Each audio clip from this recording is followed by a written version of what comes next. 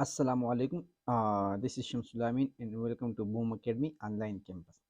आज हम स्टार्ट करेंगे physics chapter number 8 that is waves. बहुत ही इंपॉर्टेंट चैप्टर है। इसमें तकरीबन हमारे पास 30 टू 40 बहुत ही इंपॉर्टेंट एमसीक्यूज बनते हैं, जिससे हर साल तकरीबन जो है 4-5 एमसीक्यूज एंट्री टेस्ट में आती है। So let's start with wave. Wave हमारे पास क्या है? वेव हमारे पास क्या है? जब भी हम सिस्टम को डिस्टर्ब करते हैं, हमारे पास एक सिस्टम है, इसको हम डिस्टर्ब करते हैं, तो इस डिस्टरबेंस को हम क्या कहेंगे? इस डिस्टरबेंस को हम कहेंगे वेव। लाइक फॉर एग्जांपल, ये हमारे पास वाटर सरफेस है, ये वाटर है, ये इक्विलिब्रियम में। इसमें मैं एक पेबल फेंकता हूँ, एक स्टोन फेंकता हूँ, तो हमारे पास ये वेव डिस्टर्ब हो जाएगी। और ये वेव जो है ये ट्रेवल करेगी from one region to another. यहाँ से स्टार्ट होगी, यहाँ से यहाँ पर आएगी, और ये डिस्टरबेंस जो है ये मूव करती है, और इस डिस्टरबेंस को हम क्या कहते हैं? इस डिस्टरबेंस को हम कहते हैं वेव। लाइक फॉर एग्जांपल, ये मेरे पास एक स्ट्रिंग है, इसको मैंने यहाँ पर जो अटैच किया, इसको मैं यहाँ से ऊपर नीचे कर लेता हूँ, यहाँ पर एक वेव जनरेट होगा। तो इसको मैं क्या कहता हूँ? ये डिस्टरबेंस जो क्रिएट होती है, इस डिस्टरबेंस को हम क्या कहते हैं? इस डिस्टरबेंस को हम कहते हैं वेव। अब ये वेव जो है, इसमें इंपॉर्टेंट बात यह है कि इट कैन कैरी, ये हमारे पास कैरी कर सकती है। ये कैन याद रखे क्या क्या चीज़ें? Energy and momentum. Energy and momentum, यानी ये वेव जो है, इसमें ये एबिलिटी हो सकती है कि ये एनर्जी या मोमेंटम को कैरी कर सके। कैन मतलब कभी करेगा या कभी जो है नहीं करेगा। इसके टाइप्स में जो हम पढ़ेंगे कि कुछ वेव जो है वो एनर्जी कैरी करते हैं, और कुछ वेव जो है एनर्जी कैरी नहीं करते। अब ये वेव जो है, अगर जो एनर्जी कैरी करते हैं, लाइक हमारे पास अगर या ऐसी मैं एग्जांपल दे दूँ वेव की, तो हमारे पास लाइट जो है ये वेव्स है, लाइट वेव्स हैं। और ये वेव्स क्या करते हैं? लाइट वेव ये सन से आकर अर्थ पर आ जाती है, और इसकी वजह से जो है हमारी अर्थ जो है ये वार्म रहती है, यहाँ पर टेम्परेचर रहता है। तो ये लाइट जो है ये हमारे पास वेव्स है, जो ऊपर से नीचे की तरफ आती है, सन से अर्थ तक। इसके अलावा हमारे पास और भी वेव्स है, लाइक सिस्मिक वेव्स भी है हमारे पास। सिस्मिक वेव्स क्या करते हैं? जो अर्थ में जनरेट होती है, और ये हमारे अर्थ सरफेस को हमारे प्लेनेट को क्रैक करती है। क्रैक्स और प्लेनेट्स, तो सिस्मिक वेव्स क्या करती है? ये हमारे प्लेनेट की क्रस्ट को क्रैक करती है। तो इस वजह से इसका मतलब ये है कि ये वेव्स जो है ये एनर्जी कैरी कर रहे हैं। अब ये वेव्स जो है, इस वेव्स की हमारे पास क्या है? टाइप्स है। वेव्स की हमारे पास बहुत सारी टाइप्स है। अब डिपेंड करता है कि हम किस चीज़ पर जो है वो हम जो है डिपेंडेंसी कर रही है, यानी हम जो डिवीजन है वो किस बेस पर कर रहे हैं। अब हम जब भी टाइप्स की बात करते हैं, तो हम टाइप्स जो है एक बेस पर करते हैं, तो हमारे पास डिफरेंट बेसिस है। अगर आपसे कोई पूछे कि हमारे पास वेव्स की कितनी टाइप्स है, तो आप पूछ लेना कि किस बेस पर आप पूछ रहे हैं। फॉर एग्जांपल अगर है मैं बात करूँ फॉर एग्जांपल फर्स्ट बेस मेरे मीडियम की, तो हमारे पास ऐसी वेव्स है जिनको मीडियम की ज़रूरत होती है, और ऐसी वेव्स भी है जिनको मीडियम की ज़रूरत नहीं होती। तो हमारे पास टू टाइप्स हो गए on the basis of medium. एक जो टाइप है हमारे पास, इसको हम कहते हैं मैकेनिकल वेव्स। Mechanical waves. दूसरा हमारे पास है non mechanical waves. Mechanical waves वो होते हैं जिनकी लिए मीडियम की ज़रूरत होती है। So we can say that those waves which required medium is called mechanical waves, और नॉन मैकेनिकल के लिए नो मीडियम रिक्वायर्ड है। इसके लिए हमारे पास क्या होती है? मीडियम की ज़रूरत नहीं होती, नो मीडियम रिक्वायर्ड। सही है। लाइक फॉर एग्जांपल, मैं स्ट्रिंग की बात कर लूँ, या साउंड वेव्स की बात कर लूँ, या वाटर वेव्स की बात कर लूँ, तो ये स्ट्रिंग वेव्स जो है ये स्ट्रिंग्स में होती है। So we need string for this waves. अब वाटर वेव्स जो है ये वाटर में होगी, ये खाला में नहीं होगी। ये स्प्रिंग वेव जो है ये हमारे पास क्या होगी? स्प्रिंग में प्रोड्यूस होगी। तो इसके लिए मीडियम की ज़रूरत होती है। जिस तरह हमारे पास साउंड है, इसके लिए मीडियम की ज़रूरत होती है, या सिस्मिक वेव्स है, तो ये वो वेव्स है जिनको मीडियम की ज़रूरत होती है, जिनको हम कहते हैं मैकेनिकल वेव्स। अब इस तरह भी वेव्स है हमारे पास जिनको हमारे पास मीडियम की ज़रूरत नहीं होती। फॉर एग्जांपल, लाइट लाइट जो है सन से आ रही है, और सन से नीचे की तरफ आ रही है विदाउट एनी मीडियम। इसी तरह हमारे पास एक्स रेज जो है वो भी हमारे पास क्या होती है? उनको भी मीडियम की ज़रूरत नहीं होती। Radio waves, gamma waves, infrared waves, सही है। तो ये भी आप लोग एग्जाम्पल में याद रखें कि ये हमारे पास क्या है, ये हमारे पास वो वेव्स है जिनको मीडियम की ज़रूरत नहीं होती। सो हमारे पास मीडियम की बेसिस पर टू टाइप्स है, एक वो जिनको रिक्वायर्ड होती है मैकेनिकल वेव्स, और दूसरे नॉन मैकेनिकल वेव्स। अब अगर मैं बात कर लूँ दूसरा जो है वो ऑन द बेसिस ऑफ मैं लिखूँ पार्टिकल मोशन, कि हमारे पास पार्टिकल है वो मूव करते हैं, तो पार्टिकल की मोशन हमारे पास वेव में टू टाइप्स की होती है। एक हमारे पास है लीनियर, और दूसरी सारी लॉन्गिच एक हमारे पास है लॉन्गिट्यूडनल, और दूसरा जो टाइप है उसको हम कहते हैं ट्रांसवर्स वेव। जब हमारे पास पार्टिकल्स हो और वेव हो, दोनों हमारे पास सेम डायरेक्शन में हो, मींस पैरेलल हो, तो उस वेव्स को हम क्या कहेंगे, उसको हम कहेंगे लॉन्गिट्यूडनल वेव। सही है, आगे इस पर बात होगी। ट्रांसवर्स वेव में क्या होती है, पार्टिकल मूवमेंट और वेव की मूवमेंट जो है हमारे पास क्या होती है, परपेंडिकुलर। लाइक फॉर एग्जांपल मैं स्प्रिंग वेव्स की बात कर लूँ, तो स्प्रिंग वेव जो वेव्स होती है वो इस तरह होती है, कंप्रेशन, रेरपेक्शन, फिर कंप्रेशन, फिर रेरपेक्शन, फिर कंप्रेशन। तो कंप्रेशन रेरपेक्शन पार्टिकल मूवमेंट भी इस डायरेक्शन में करती है, और ये वेव जो है ये भी इस डायरेक्शन में होता है, दोनों सेम डायरेक्शन में होते हैं, इस वजह से इसको हम लॉन्गिट्यूडनल वेव्स कहते हैं। अब अगर स्ट्रिंग वेव्स की मैं बात करूँ, तो स्ट्रिंग की जो पार्टिकल होती है वो अप एंड डाउन मोशन करते हैं, और ये जो वेव जो है ये इस डायरेक्शन में होती है, तो इस वजह से ये दोनों हमारे पास क्या है, एक दूसरे को परपेंडिकुलर है, इस वजह से इसको हम कहेंगे ट्रांसवर्स वेव।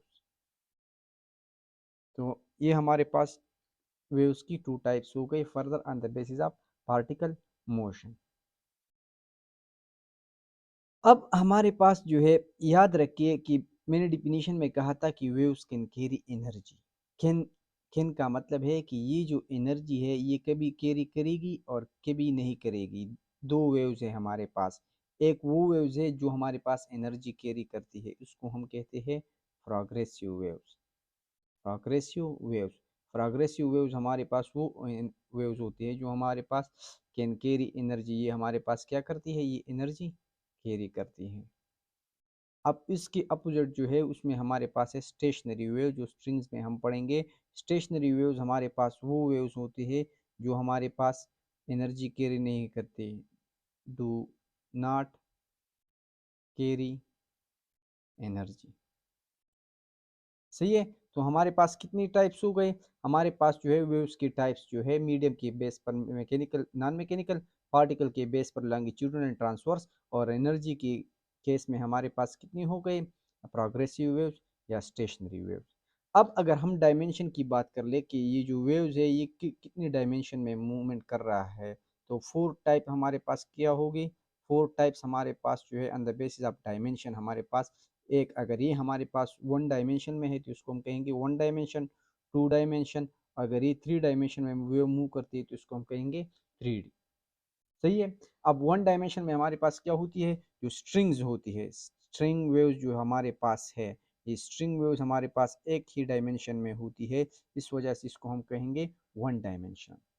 अब वाटर पर जो जब स्टोन डालते हैं हम वाटर पर, ये जो मूवमेंट होती है ये हमारे पास टू डायमेंशन होती है। सो वाटर वेव्स जो है, याद रखें कि वाटर वेव्स जो है ये टू डायमेंशन है, स्ट्रिंग वेव्स हमारे पास वन डायमेंशन है। और ये लाइट और साउंड जो है हमारे पास जो स्पेस में मूव करती है, जो लाइट वेव्स जो है, और इसके साथ साउंड भी याद रखें कि ये दोनों हमारे पास क्या है, ये हमारे पास थ्री डायमेंशन है।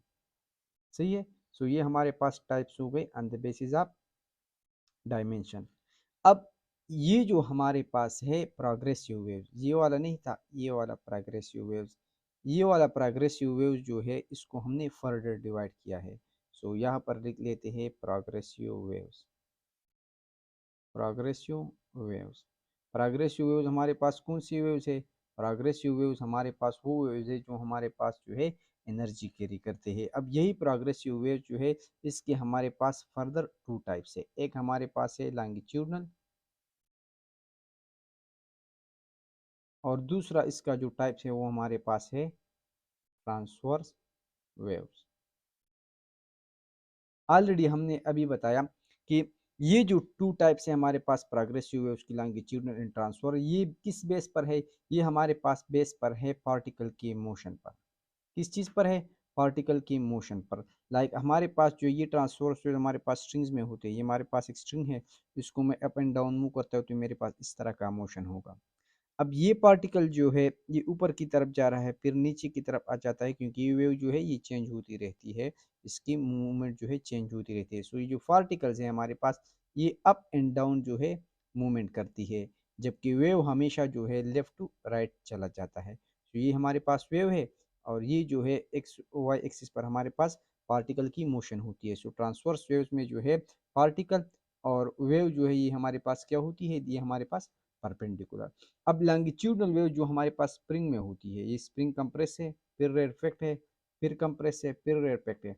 अगर इस स्प्रिंग को आगे कर लूँ फिर पीछे कर लूँ तो क्या होगा, ये जो पार्टिकल है हमारे पास, ये पार्टिकल फिर पहले आगे जाएगा, फिर पीछे आएगा, इसी तरह ये पार्टिकल आगे पीछे मूवमेंट करेगी। सो ये जो पार्टिकल है ये भी हमारे पास एक्स एक्सिस पर होती है, और जो वेव होती है वो भी हमारे पास एक्स एक्सिस में होती है। मीन्स कि वेव और पार्टिकल की मोशन जो है वो हमारे पास सेम एक्सिस में होती है, सेम लाइन पर होती है, यानी पैरेलल होती है। जिस डायरेक्शन में वेव होती है इसी डायरेक्शन में हमारे पास जो है ये लॉन्गिट्यूडनल वेव्स होती है। और पॉइंट्स भी आप लोग याद रखिए, ये तो हो गया कि हमारे पास एंगल क्या होता है। अब ये जो ट्रांसवर्स वेव्स हमारे पास होता है, ये भी याद रखिए कि ट्रांसवर्स वेव जो है हमारे पास क्रस्ट होता है, और हमारे पास इसमें ट्रप होता है। ये जो वेव का अपर पार्ट होता है इसको हम क्रस्ट कहते हैं, नीचे जो पार्ट होता है इसको हम ट्रप कहते हैं। सो ट्रांसवर्स वेव्स में हमारे पास क्रस्ट ट्रप इस तरह के होते हैं। जबकि हमारे पास लॉन्गिट्यूडनल वेव्स में क्या होते हैं, इसमें हमारे पास कंप्रेशन, रेरफेक्शन, कंप्रेशन, रेरफेक्शन। यहाँ पर हमारे पास कंप्रेशंस और रेरफेक्शंस होते हैं।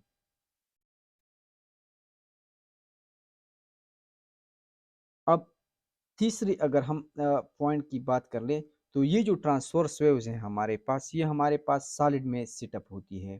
तो ऑनली एंड सॉलिड की पॉसिबिलिटी हमारे पास क्या है, ऑनली एंड सॉलिड। जिस तरह मैंने स्ट्रिंग की बात की तो ये हमारे पास सॉलिड्स में होती है। These waves can't be setup in liquids and solid, so not in gases or liquids. तो अगर आपसे पूछे कि हमारे पास ट्रांसवर्स वेव किस फॉर्म में होती है, तो ट्रांसवर्स वेव हमारे पास सिर्फ और सिर्फ सॉलिड्स में होती है। ये हमारे पास गैसेस और लिक्विड में हमारे पास क्या होती है, नहीं होती। जबकि इसके अपोजिट जो है हमारे पास लॉन्गिट्यूडनल वेव जो है ये हमारे पास सॉलिड में भी पॉसिबल है, लिक्विड में भी पॉसिबल है, और ये हमारे पास क्या है, गैस में भी हमारे पास क्या है, इसकी पॉसिबिलिटी हमारे पास है।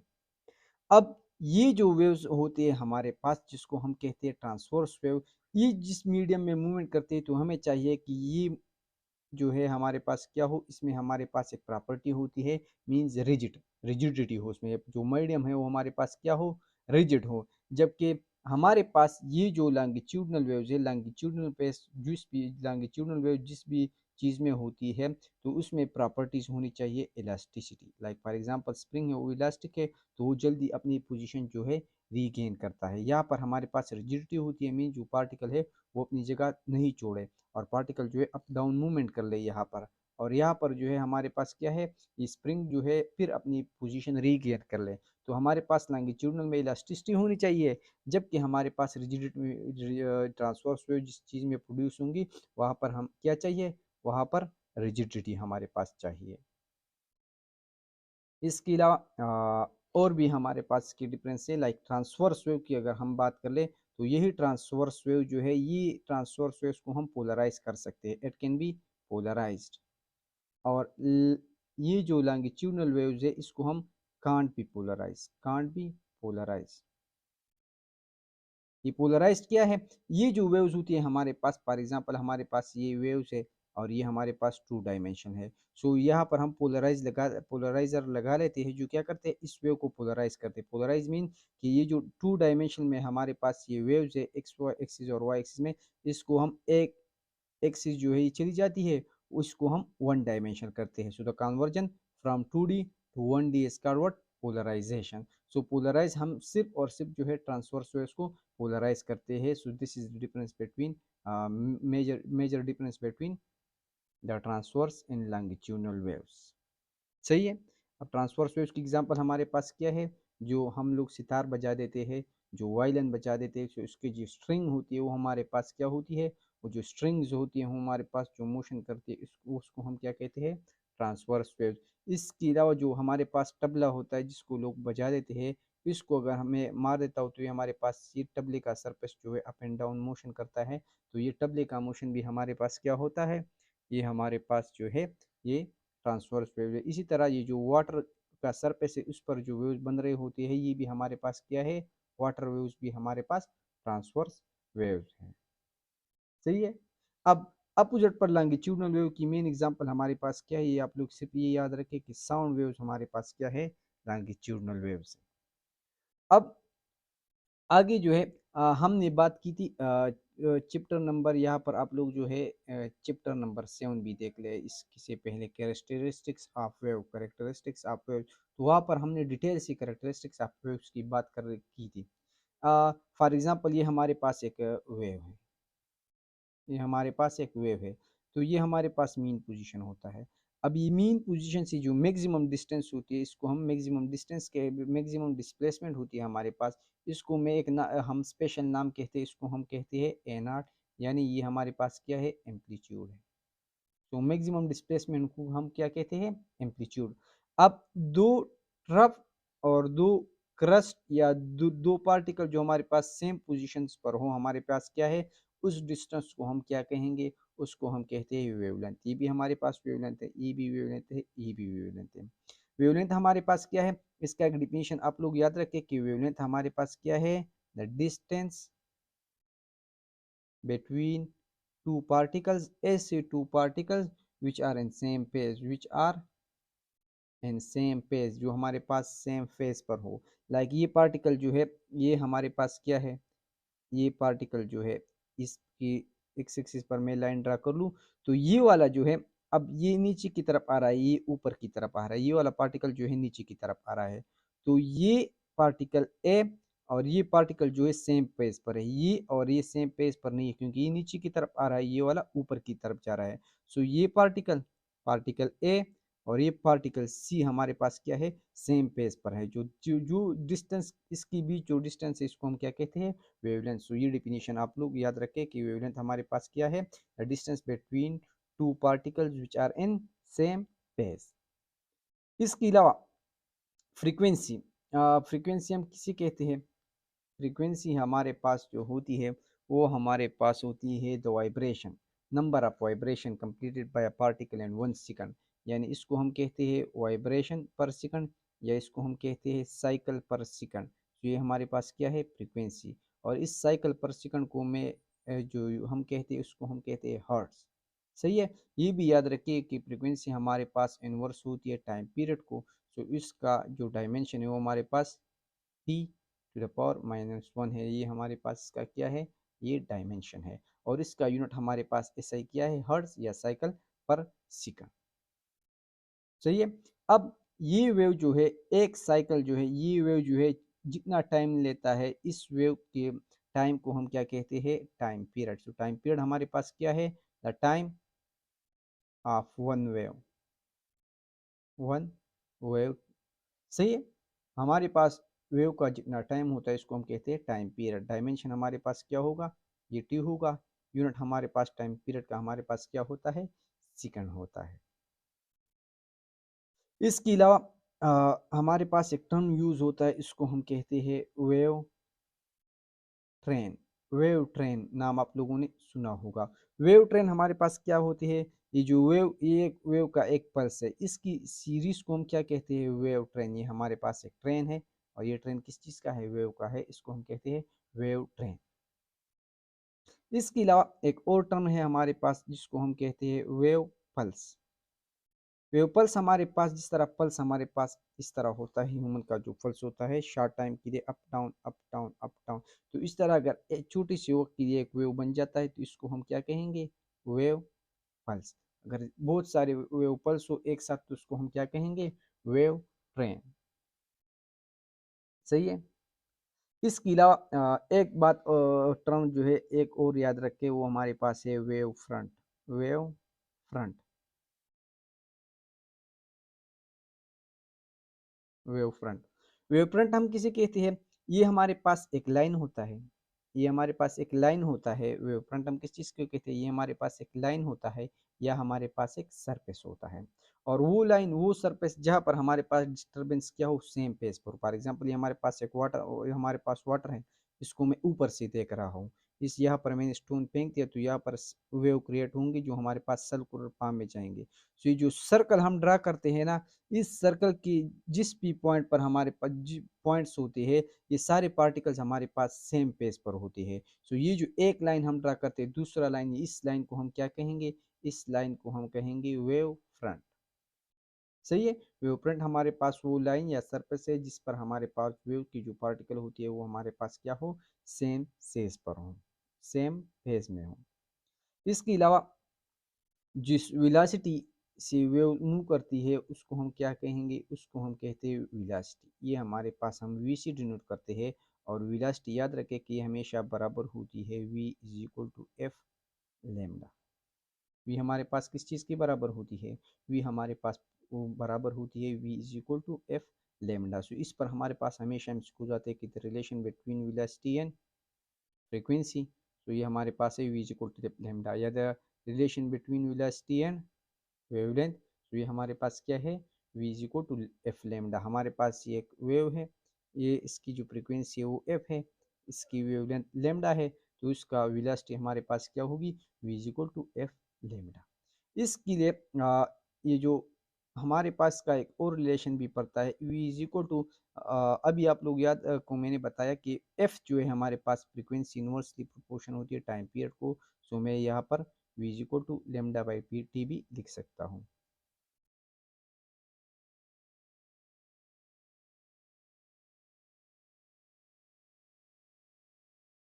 तो ये क्या है, चलिए इरेजर ले जाता हूँ, दिस इज, अब सही हो गया। v is equal to, again my mistake, यहाँ पर जो है इस फ्रीक्वेंसी के को मैंने रिप्लेस किया ओन और टी से।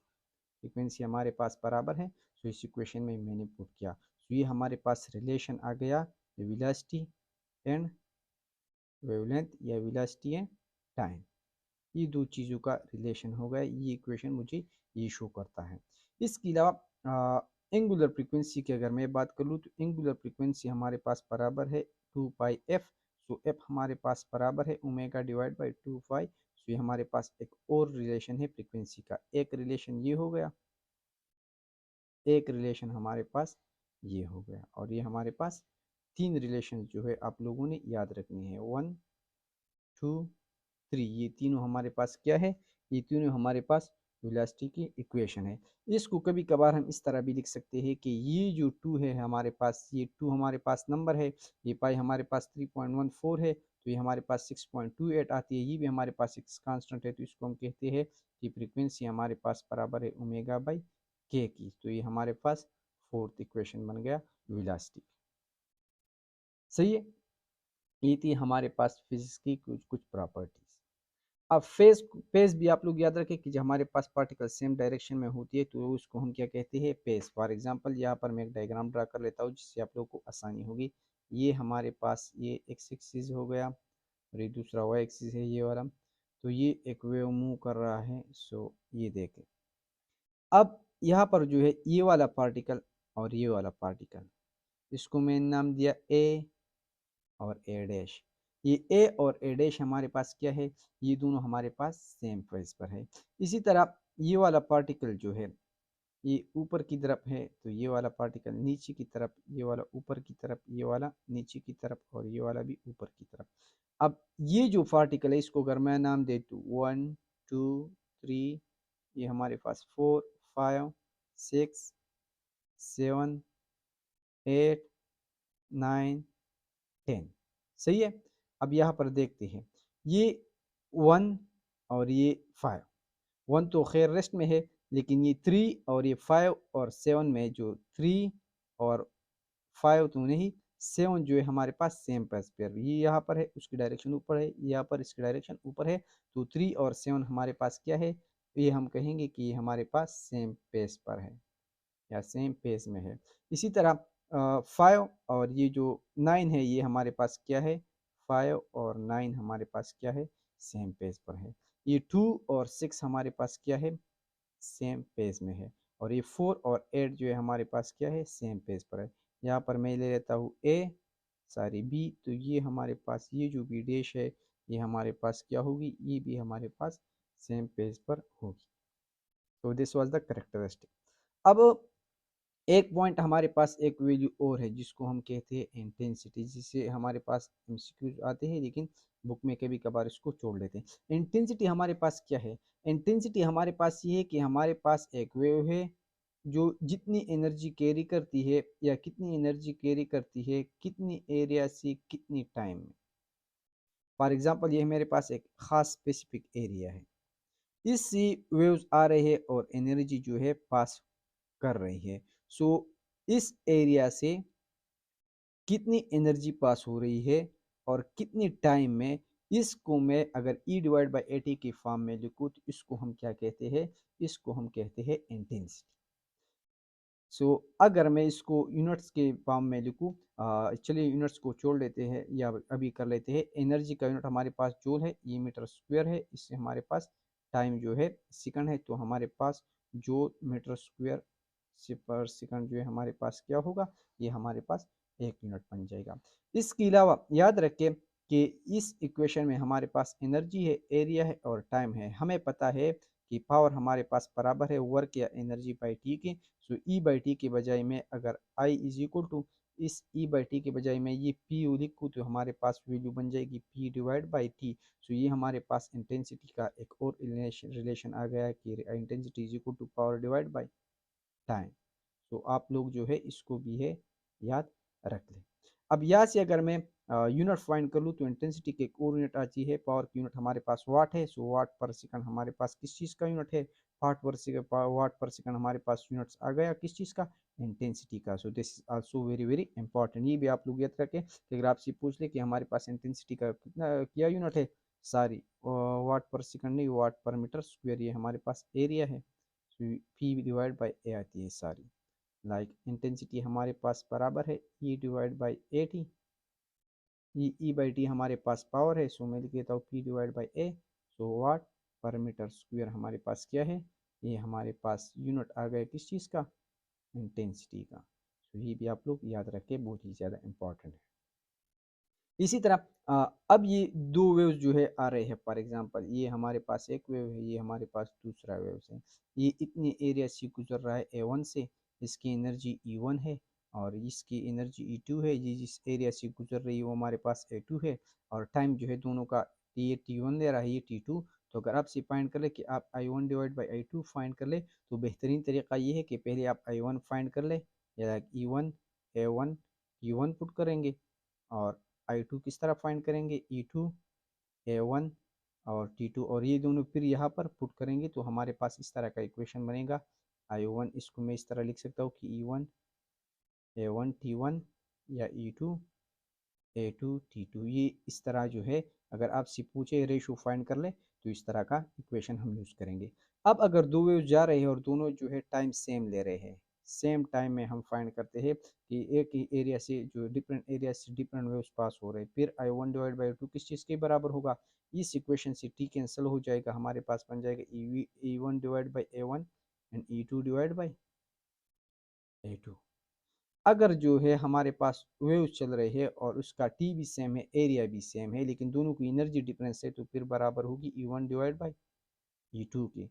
अगर हमारे पास क्या है, एनर्जी भी हमारे पास क्या है, सेम है, लेकिन जो वेव्स है वो डिफरेंट एरिया से पास हो रही है सेम टाइम में, तो फिर क्या होगी, वो हमारे पास आई वन हमारे पास इस तरह आ जाएंगे, क्योंकि आई इनवर्स की प्रोपोर्शन है एरिया को। सो ये हमारे पास कुछ रिलेशन है कंपैरिजन की, इंटेंसिटी की।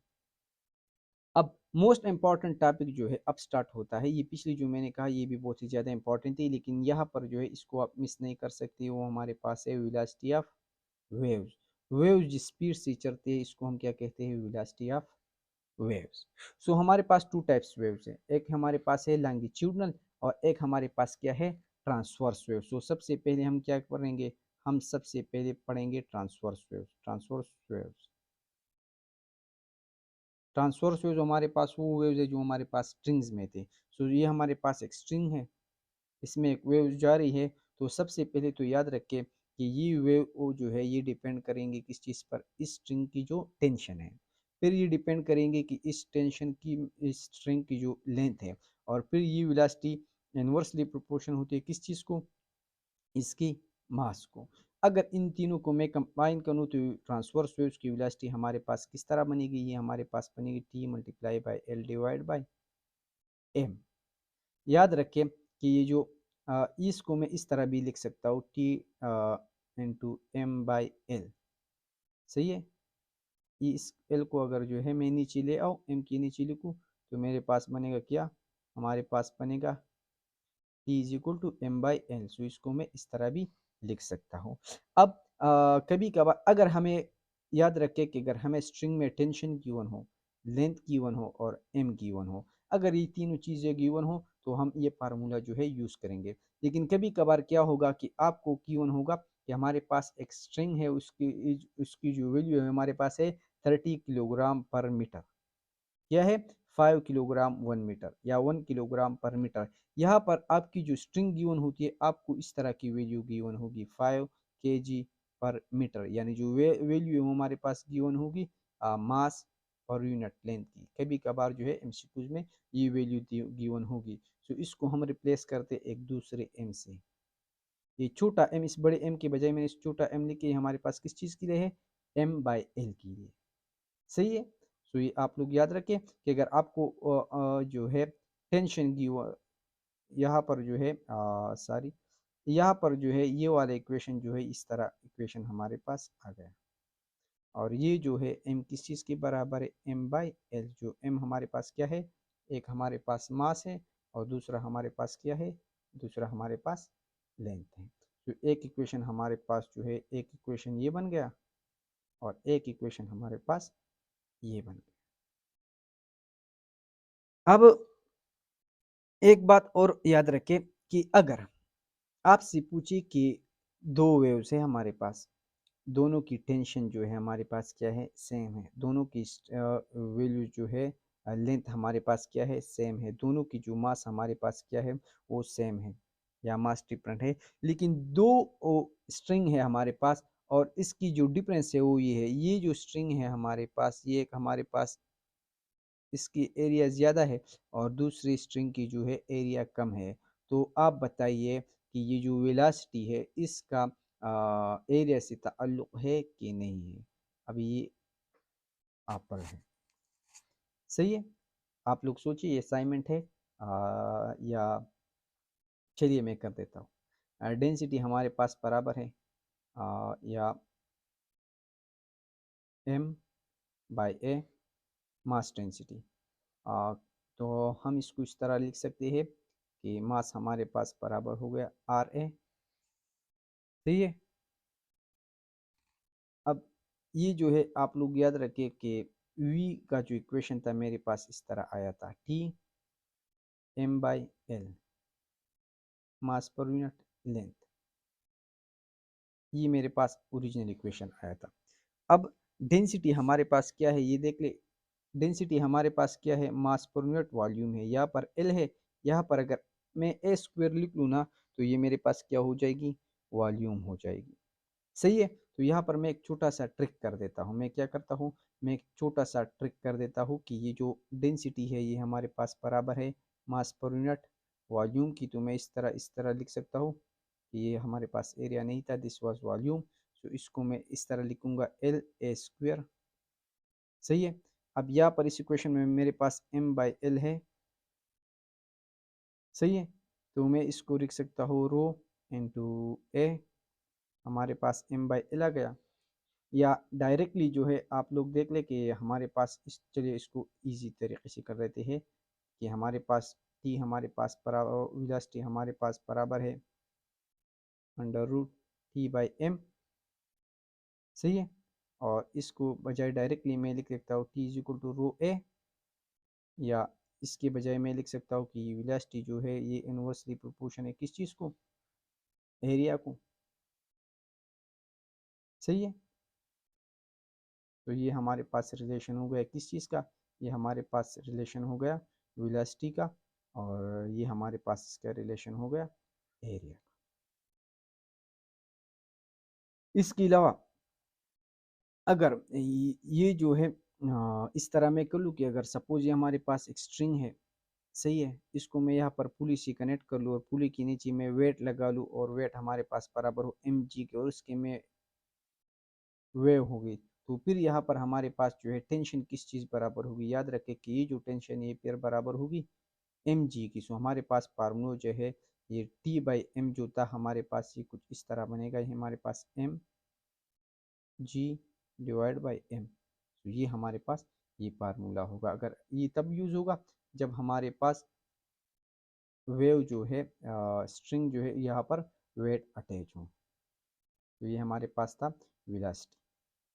अब ये वेलोसिटी जो है डायरेक्टली प्रोपोर्शन है, ये भी याद रखें, वेलोसिटी डायरेक्टली प्रोपोर्शन है टाइम पीरियड को, टेंशन को, सारी टेंशन को डायरेक्टली प्रोपोर्शन है। सो अगर एक स्ट्रिंग है हमारे पास, इसको हमने वेल स्ट्रेच किया है, अच्छी तरीके से स्ट्रेच है, और दूसरा हमारे पास लूज है, सो इसकी जो वेलोसिटी होगी, इसकी वेलोसिटी ऑफ लूज स्ट्रिंग जो है उससे ज़्यादा होंगी, रीज़न टेंशन होगा हमारे पास। तो ये भी एमसीक्यूज में आता है कि अगर दो वेव्स हैं हमारे पास, कि एक हमारे पास लूजली अटैच है, इस तरह लूजली है, दूसरा हमारे पास वेल स्ट्रेच है, तो इसमें जो वेव्स होगी इसकी वेलोसिटी ज़्यादा होगी और इसकी जो वेलोसिटी है वो हमारे पास क्या होगी, वो हमारे पास कम होगी। अब लॉन्गिट्यूडनल वेव्स की बात करते हैं। सो टू टाइप्स थे हमारे पास, एक हमारे पास ट्रांसवर्स था, दूसरा हमारे पास क्या था, लॉन्गिट्यूडनल वेव्स। अब लॉन्गिट्यूडनल वेव जो है यहाँ पर टेंशन का फैक्टर नहीं होगा। ऑलरेडी हमने कहा था कि लॉन्गिट्यूडनल वेव जो है ये वेव्स डिपेंड करेंगी इलास्टिसिटी ऑफ द मीडियम पर, ये वेव्स डिपेंड करेंगी इलास्टिसिटी ऑफ द मीडियम पर, और इसके अलावा ये डिपेंड करेंगी inversely to the density of the medium. So अगर इसको मैं ज्वाइन कर लूँ तो हमारे पास ई बाई रो आ जाती है, जो ऊपर हमारे पास क्या है, एक इलास्टिसिटी है, इलास्टिसिटी फैक्टर है, और दूसरा हमारे पास क्या है, डेंसिटी का फैक्टर है। सही है। सो ये हमारे पास जो है इक्वेशन बन गया, v is equal to finally v is equal to e by rho, जो हमारे पास क्या है, वेलोसिटी ऑफ द साउंड है या वेलोसिटी ऑफ लॉन्गिट्यूडनल वेव्स है। सो लॉन्गिट्यूडनल वेव्स का एग्जांपल हमारे पास साउंड वेव्स है, तो ये फार्मूला जो है हम साउंड के लिए यूज़ कर सकते हैं। सही है। अब ये फार्मूला जो है लॉन्गिट्यूडनल वेव जो है, मैंने आप लोगों को कहा कि हमारे पास सॉलिड और लिक्विड जो है, सॉलिड लिक्विड गैस तीनों में हमारे पास पॉसिबल होती है, जब ट्रांसफर वेव हमारे पास सिर्फ और सिर्फ सॉलिड में होगी। सो ये जो फार्मूला है, इस फार्मूले में जो ये इलास्टिसिटी है सॉलिड में के लिए, ये इलास्टिसिटी हमारे पास यंग मॉडुलस की बराबर होती है। सो ये भी हमारे पास क्या बन सकता है, यंग मॉडुलस डिवाइड बाय रो। अगर मैं लिक्विड्स की बात कर लूँ तो लिक्विड में हमारे पास क्या होगा, लिक्विड में हमारे पास फिर बल्क मॉडुलस होता है, तो फिर हमारे पास इसको मैं बी बाई रो भी लिख सकता हूँ। सही है। तो ये आप लोग याद रखें कि इसको हम v is equal to y by rho, ये वाई हमारे पास क्या है, यंग मॉडुलस है, तो ये हमारे पास क्या है, ये फार्मूला है वेलोसिटी का, जब हम सॉलिड में लॉन्गिट्यूडनल वेव्स की बात करते हैं। जब लिक्विड में होगी तब हमारे पास v is equal to b by rho, और जब गैस में होगी तो फिर हमारे पास ऑलरेडी ये वाला जो है स्पेशली गैस के लिए है। अब याद रखें कि दो चीज़ें हमारे पास, अब ये जो वेलोसिटी है हमारे पास, याद रखें कि वेलोसिटी डायरेक्टली प्रोपोर्शनल है इलास्टिसिटी को, लेकिन यही जो है इनवर्सली प्रोपोर्शनल है किस चीज़ को, डेंसिटी को। अब डेंसिटी हमारे पास सॉलिड की ज़्यादा होती है डेंसिटी ऑफ द लिक्विड, और डेंसिटी ऑफ लिक्विड हमारे पास क्या होती है, ज़्यादा होती है डेंसिटी ऑफ द गैस से। सो अगर हम इस फार्मूले की वेलोसिटी को देख लें तो हमारे पास क्या है, ये वेलोसिटी ज़्यादा है, सॉलिड में हमारे पास वेलोसिटी कम आनी चाहिए क्योंकि इसकी डेंसिटी हमारे पास ज़्यादा है। लेकिन याद रखें कि जो फैक्टर्स इन्वॉल्व है वेलोसिटी में, एक इलास्टिसिटी है और दूसरा हमारे पास क्या है, डेंसिटी है। सो हम कंपेयर करेंगे दोनों को। सही है। अगर इस सॉलिड की डेंसिटी ज़्यादा है लेकिन उसकी इलास्टिसिटी कम है, गैस की एक ज़्यादा है दूसरी कम है, सो हम क्या करेंगे, हम ई बाई रो को अगर देख ले दोनों को, तो इसको अगर मैं सॉलिड की फाइंड कर लूँ, और या सिंपली ई बाई रो में फाइंड कर लूँ सॉलिड की, और फिर मैं ई बाई रो फाइंड कर लूँ लिक्विड की, और फिर ई बाई रो में फाइंड कर लूँ किस चीज़ की, गैस की। ऑक्सीजन है सॉलिड फॉर्म में है, फिर लिक्विड फॉर्म में है, फिर गैस में है, तो ये जो ई बाई वी की जो रेशो है हमारे ई बाई रू की जो रेशो है हमारे पास, ये सॉलिड की क्या होती है, ये ज़्यादा होती है लिक्विड से और लिक्विड की ज़्यादा होती है। सो याद रखें कि वेलोसिटी हमारे पास सॉलिड में ज़्यादा होती है as compare to velocity in liquid, और वेलोसिटी ऑफ लिक्विड हमारे पास ज़्यादा होती है वी इन द गैस। जिस तरह इंडियन की फिल्मों में होता है ना कि जब रेल की पटरी होती है, जो जब लोग बाहर जाते हैं तो बच्चा जाकर क्या करता है कि आप फिल्म में कहता है कि बेटा जाकर देख लो कि रेल आ रही है कि नहीं। तो वो क्या करता है, वो बच्चा जल्दी जल्दी आ जाता है। यहाँ पर जो है पेट पटरी के साथ जो अपना कान लगाता है, तो क्या होता है कि जो ट्रेन 4 5 10 किलोमीटर से दूर आ रही है, लेकिन उसकी स्पीड जो है इस ट्रेन की पटरी में आ रही है क्योंकि ये सॉलिड है। सो उसको सुन लेता है और वो कहता है कि चचा गाड़ी जो है ट्रेन जो है ये आ रही है या नहीं आ रही। अगर साउंड आ रही होती तो वो कहता है कि आ रही है। इसी तरह हमारे पास जो दरिया स्वात है या रिवर है, इसके ऊपर जो लोग जाला यूज़ करते हैं, जो लिफ्ट होते हैं इसमें जाते हैं, तो क्या होता है कि ये कभी कभार दरिया स्वात बहुत इसकी विड्थ ज़्यादा होती है। तो यहाँ पर एक लकड़ी होती है हमारे पास, या हमारे पास हैमर होती है, जिससे हम इस रस्सी को मारते हैं। तो ये स्पीड जो है, ये वेव जो है यहाँ पर आ जाता है। यहाँ पर जो बंदा बैठा होता है वो जनरेटर ऑन करता है और ये लिफ्ट जो है दाएं बाएं चला जाता है। इसके अलावा अगर आप लोग रात को सोए तो ये जो बालक है, ये जो तकिया है जिस पर हम सर रखते हैं, सो अगर यहाँ पर तकिए की इस पोर्शन पर आप लोग इस तरह कर ले तो ये जो मोशन है आप लोग जो है कान में महसूस करेंगे। अगर आप जो है कान ऊपर उठाए तकिए से तो फिर इस तरह की जो आप मोशन कर रहे हैं तकिए पर वो आपको महसूस नहीं होगी। सही है। तो ये हमारे पास था स्पीड ऑफ साउंड या स्पीड ऑफ लॉन्गिट्यूडनल वेव्स। अब मजे की बात ये है कि ये जो स्पीड ऑफ साउंड है ना, इसको हम फाइंड कर सकते हैं। इसकी वैल्यू हमारे पास 333 मीटर पर सेकंड है, फिक्स वैल्यू इसकी। अब इस स्पीड को देखते हुए न्यूटन ने कहा कि चलो मैं फाइंड कर देता हूँ एक ऐसा फार्मूला जो मुझे क्या दे, मुझे वैल्यू दे हमारे पास किस चीज़ की, एक ऐसी फार्मूला जो है मैं फाइंड कर लूँ जो हमारे पास वैल्यू दे। तो ये जो है न्यूटन ने कहा कि वेलोसिटी जो हमारे पास ई बाई रो की बराबर थी, उसने कहा कि ये फार्मूला जो है मैं इस तरह लिख सकता हूँ, v is equal to p by rho. ये हमारे पास न्यूटन ने कहा था। सो फिर न्यूटन ने कहा कि अगर मैं इस पी में पी नॉर्मल वैल्यू पुट कर लूँ जो हमारे पास 10132 पास्कल है, न्यूटन मीटर स्क्वायर है, तो इसको मैं 101 मल्टीप्लाई 10⁵ पुट कर लूँ, डेंसिटी हमारे पास 1.29 किलोग्राम पर मीटर क्यूब पुट कर लूँ, तो मेरे पास न्यूटन ने कहा कि आंसर आ गया, दैट इज 280 मीटर। लेकिन याद रखें कि वैल्यू हमारे पास क्या है, 370। सो यहाँ पर न्यूटन साहब जो है पहली दफ़ा फेल हो गए। सही है। फिर यहाँ पर जो है न्यूटन साहब जो है वो फेल हो गए। न्यूटन ने क्यों फेल हो गया, न्यूटन ने कहा था कि जो वेव्स मोशन कर रहे होते हैं हमारे पास, ये कंप्रेक्शन और रेपरेक्शन के फॉर्म में होते हैं। ये एक पॉइंट में हमारे पास हीट लॉस होता है, दूसरे पॉइंट पर हमारे पास हीट गेन, फिर ये हीट लॉस हो जाता है, फिर ये हीट गेन होता है, फिर हमारे पास हीट लॉस हो जाता है, फिर हमारे पास क्या होता है, हीट गेन हो जाता है। सही है। अब फिर न्यूटन ने कहा कि ये जो मूवमेंट होती है ये आइसोथर्मली होती है, मीन यहाँ पर हमारे पास टेम्परेचर जो है वो कांस्टेंट है, मीन यहाँ पर हीट लॉस हो रहा है तो फिर दोबारा यहाँ पर गेन हो रहा है। अब फिर याद रखें कि इन ट्रीटिस में आएगा कि न्यूटन ने जो फार्मूला यूज़ किया था उसने कहा क्या कहा था, उसने कहा था कि ये जो मूवमेंट हो रही है हमारे पास क्या है, आइसोथर्मली हो रही है। सही है। तो ये देख के फिर उसने ये कहा कि वी हमारे पास इस फार्मूले को मैं इस तरह भी लिख सकता हूँ, पी इज इक्वल टू रो, ये हमारे पास बराबर है रो जी एच की, रो एम जी एच ये डेंसिटी ऑफ द मरकरी है, और ये हमारे पास हो गया डेंसिटी ऑफ द एयर। अगर मैं इसको फाइंड कर लूँ तो फिर हमारे पास सेम वैल्यू है, ऊपर इक्वेशन यूज़ करेंगे लेकिन नीचे, लेकिन वैल्यू जो न्यूटन की आ रही थी वो हमारे पास क्या थी, 280। अब यहाँ पर जो है एक और साइंटिस्ट है वो आता है जिसका हमारे पास नाम क्या है, जिसका नाम है लेप्लास। लेकिन न्यूटन जो है वो बड़ा साइंटिस्ट था, तो इसने ये नहीं कहा मेरे तरह कि यार न्यूटन जो है ये गलत हो गया, इसने न्यूटन जो है फेल हो गया है।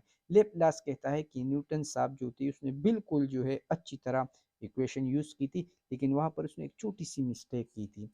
क्या मिस्टेक की थी, कि न्यूटन ने कहा था कि v is equal to p by rho, लेकिन न्यूटन ने एक वैल्यू मिस की थी। यहाँ पर हमारे पास गेमा की वैल्यू उसको लगानी चाहिए थी। ये गेमा हमारे पास क्या है, this is the ratio of C P by C V, chapter number thermodynamics last chapter है हमारे पास। Heat absorb at constant pressure और heat absorb at constant volume की मैं अगर रेशो फाइंड करूँ तो हमारे पास गेमा है और एयर के लिए ये गेमा की वैल्यू हमारे पास क्या है 1.42। तो लेप्लास ने कहा कि ये 1.42 वैल्यू हमारे पास क्या थी, ये हमारे पास न्यूटन साहब की वजह से मिसिंग थी। अब उसने रीज़न क्या दिया, रीज़न उसने दे दिया कि न्यूटन साहब ने जो कहा था कि जो आइसोथर्मल इमोशन होती है वो असल में आइसोथर्मल नहीं होती, वो हमारे पास क्या है adiabatic. Adiabatic means no heat loss or gain, कि हमारे पास ना ही हीट जो है लॉस हो रही है या गेन। और इसका रीज़न हमारे पास लेप्लेस ने ये बताया कि एयर जो है ये हमारे पास क्या है, एयर हमारे पास गुड इंसुलेटर है, मीन इसमें हीट जो है मूव नहीं करती। तो आप कैसे कह सकते हैं कि यहाँ पर हीट लॉस हो रही है फिर यहाँ पर जो है हीट गेन हो रही है। तो ये हमारे पास हीट इंसुलेटर है, एयर इंसुलेटर है हमारे पास। इसी वजह से जो प्रोसेस है, जो मूवमेंट होती है वेव्स ऑफ द साउंड की, वो हमारे पास एडियाबेटिक होती है, मीन्स ना ही हीट लॉस होती है ना ही गेन होती है। सो ये 1.42 जो हम लगाएं कि ये हमारे पास 3.332 मीटर पर सेकंड जो वैल्यू है ओरिजिनल आती है। So the credit goes to Laplace. सही है। तो ये हमारे पास क्या था। सो आपसे स्कूल में पूछेंगे कि न्यूटन साहब ने क्या कहा था। सो न्यूटन अंकल ने कहा था कि जो मूवमेंट होती है वो हमारे पास क्या होती है, वो हमारे पास आइसोथर्मली होती है। और लेप्लेस ने कहा था कि हमारे पास क्या है, ये हमारे पास एडियाबेटिक है। फिर न्यूटन ने क्या कहा था कि जो मूवमेंट है हमारे पास, ये हमारे पास है पी बाई डेंसिटी के बराबर है। लेकिन जो हमारे पास लेप्लेस ने कहा था, उसने आर की वैल्यू डाली थी और आर हमारे पास क्या है c P by C v. हमारे पास एयर के लिए इसकी वैल्यू हमारे पास क्या है 1.40। सो आप ये लोग याद रखें। फिर आपसे स्कूल में पूछेंगे कि न्यूटन ने कौन सी वैल्यू फाइंड की थी। तो न्यूटन के मुताबिक वैल्यू आई थी 281, जबकि हमारे पास जो है लेप्लेस की वैल्यू आई थी 333 मीटर पर सेकंड, जो ओरिजिनल वैल्यू के बराबर है। इसके अलावा ये जो 281 है ये हमारे पास 61% लेस है किस चीज़ से, 331 से। और या 331 जो एक्सपेरिमेंटल वैल्यू है। सो न्यूटन की वैल्यू कितनी कम आई थी, ये जस्ट और जस्ट जो है 16% आई थी। सो दिस वाज द स्पीड। इसके अलावा ये स्पीड ऑफ साउंड जो है और भी इसको हमारे पास एक टॉपिक है छोटा सा, इसको हम कहते हैं factors. Factors affecting speed of sound. तो ऐसे कौन कौन से फैक्टर्स है जो हमारे पास स्पीड ऑफ साउंड पर इफेक्ट करते हैं। तो सबसे पहले आप लोग याद रखें कि हमारे पास मेन तीन फैक्टर्स जो है या 4 फैक्टर्स हम लोग पढ़ेंगे। द फर्स्ट वन हमारे पास क्या है, टेम्परेचर। तो हमारे पास फार्मूला है आर पी बाई रो। और याद रखें कि p v is equal to n r t का इक्वेशन अगर मैं यूज़ कर लूँ, पी को रिप्लेस कर लूँ, तो हमारे पास R R T divide by M इस तरह का इक्वेशन बन जाता है। सो इस इक्वेशन के मुताबिक U is directly proportional to under root t. Means अगर एक एक्सिस पर मैं अंडर रूट टी ले लूँ, दूसरे पर वेलोसिटी, तो ये हमारे पास क्या होगी, डायरेक्टली प्रोपोर्शनल होगी। मीन्स टेम्परेचर की इंक्रीज होने के साथ साथ हमारे पास साउंड की जो वेव्स है वो हमारे पास क्या होती है, वो हमारे पास इंक्रीज होती है।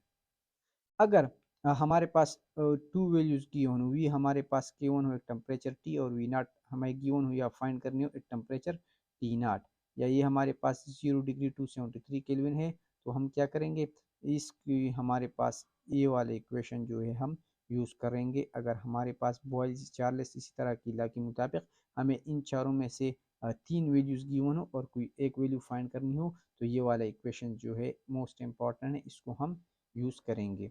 अब इसके अलावा इससे ये भी इक्वेशन आती है कि v t is equal to v not plus 0.61 t. ये वाला इक्वेशन आप लोग याद रखें। इस इक्वेशन का मतलब है कि अगर ओरिजिनल वैल्यू जो है स्पीड की 0 डिग्री सी पर 100 थी, 200 थी, 333 थी या जो भी थी एक वैल्यू है ओरिजिनल, तो इसके टेम्परेचर के साथ साथ एक टेम्परेचर की 1 डिग्री इंक्रीज के साथ इसकी वैल्यू 0.61 इंक्रीज होगी। फॉर एग्जांपल इसकी वैल्यू हमारे पास 333 वी नॉट। सो अगर मैं हमारे पास टेम्परेचर इंक्रीज कर लूँ 1 पर, सो 1 मल्टीप्लाई 0.61 बन जाएगा 0.61। अगर मैं टेम्परेचर को 1 डिग्री के बजाय अब 2 डिग्री पर इंक्रीज कर लूँ, तो हमारे पास 333 प्लस 0.61 मल्टीप्लाई बाई 2 आएगा। तो ये देख ले हर एक डिग्री के साथ साथ 0.61 ऐड हो रहा है। तो अगर आपसे एमसीक्यूज में पूछे कि increase in the speed of sound for each degree rise above 0 degree c as what, तो हमारे पास ये है 0.61 मीटर पर सेकंड। ये वैल्यू कब आएगी, जब वैल्यू हमारे पास 1 डिग्री सी से ज़्यादा होगी वेलोसिटी पर। तो इस टेम्परेचर पर, जिसके बाद अगर हम टेम्परेचर को इंक्रीज़ करेंगे 1 डिग्री सी पर, तो हमारे पास वेलोसिटी इतनी इंक्रीज़ होगी। सही है। आ, फिर जो है आप लोग याद रखें कि वेलोसिटी और मॉइस्चर दोनों का हमारे पास जो है डायरेक्टली रिलेशन है। मॉइस्चर वेलोसिटी हमारे पास जो है v is equal to r p by रो।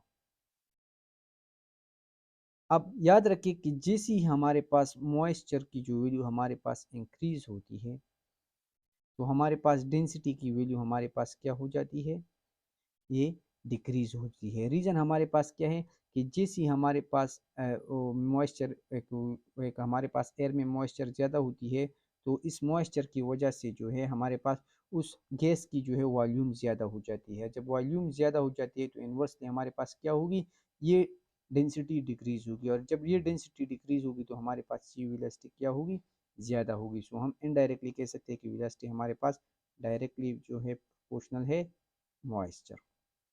सही है। अगर एक जगह पर बारिश हो गई है और दूसरे अगर अगर आप कालाम में खड़े हैं और चीखें मार रहे हो, दूसरी दफ़ा आप तर्क सहरा में है, तो आपकी जो आवाज़ है वो कालाम में ज़्यादा होगी बनिस्बत सहरा की, क्योंकि यहाँ पर मॉइस्चर ज़्यादा है। डेंसिटी का तो इस रिलेशन से बिल्कुल क्रिस्टल क्लियर है कि v is inversely proportion to the density. इसमें तो डिस्कस करने की ज़रूरत भी नहीं है। लेकिन जो लास्ट टर्म है हमारे पास क्या है, वो हमारे पास वाइन है। तो आप लोग याद रखें कि वाइंड जो है ये दोनों प्लस माइनस है। प्लस माइनस मीन कि इसकी वाइंड की वजह से जो है वेलोसिटी इंक्रीज भी होती है, डिक्रीज भी, डिपेंड करती है हमारे पास किस चीज़ पर, वाइंड पर। फॉर एग्जांपल ये हमारे पास जो है एक लाउड स्पीकर है, इससे आवाज़ें आ रही है और आप जो है यहाँ पर खड़े हैं या बैठे हैं या सोए हैं, तो अगर इससे आवाज़ें आ रही है, ये हमारे पास इसकी वेलोसिटी है। अगर वाइंड की हवा इस डायरेक्शन में है तो आपको ये जो टोटल स्पीड होगी हमारे पास क्या होगी, v प्लस वी डब्ल्यू होंगी, क्योंकि दोनों हमारे पास सेम डायरेक्शन में है। तो ये वाइंड क्या करेंगे, इस साउंड की वेव्स को यहाँ से यहाँ पर कैरी करेंगे, और रीज़न ये है कि साउंड वेव्स को मीडियम की ज़रूरत होती है। अब ये वेलोसिटी, अगर वेव जो वेलोसिटी जो है, हवा जो है अपोजिट डायरेक्शन में है, तो फिर क्या होगी, v is equal to v minus v डब्ल्यू। ये इक्वेशन हमारे पास क्या होगा, यूज़ होगा। So these are the few factors जिस पर हमारे पास क्या है, स्पीड जो है इफेक्ट करती है। सही है। तो ये हमारे पास कुछ फैक्टर्स थे।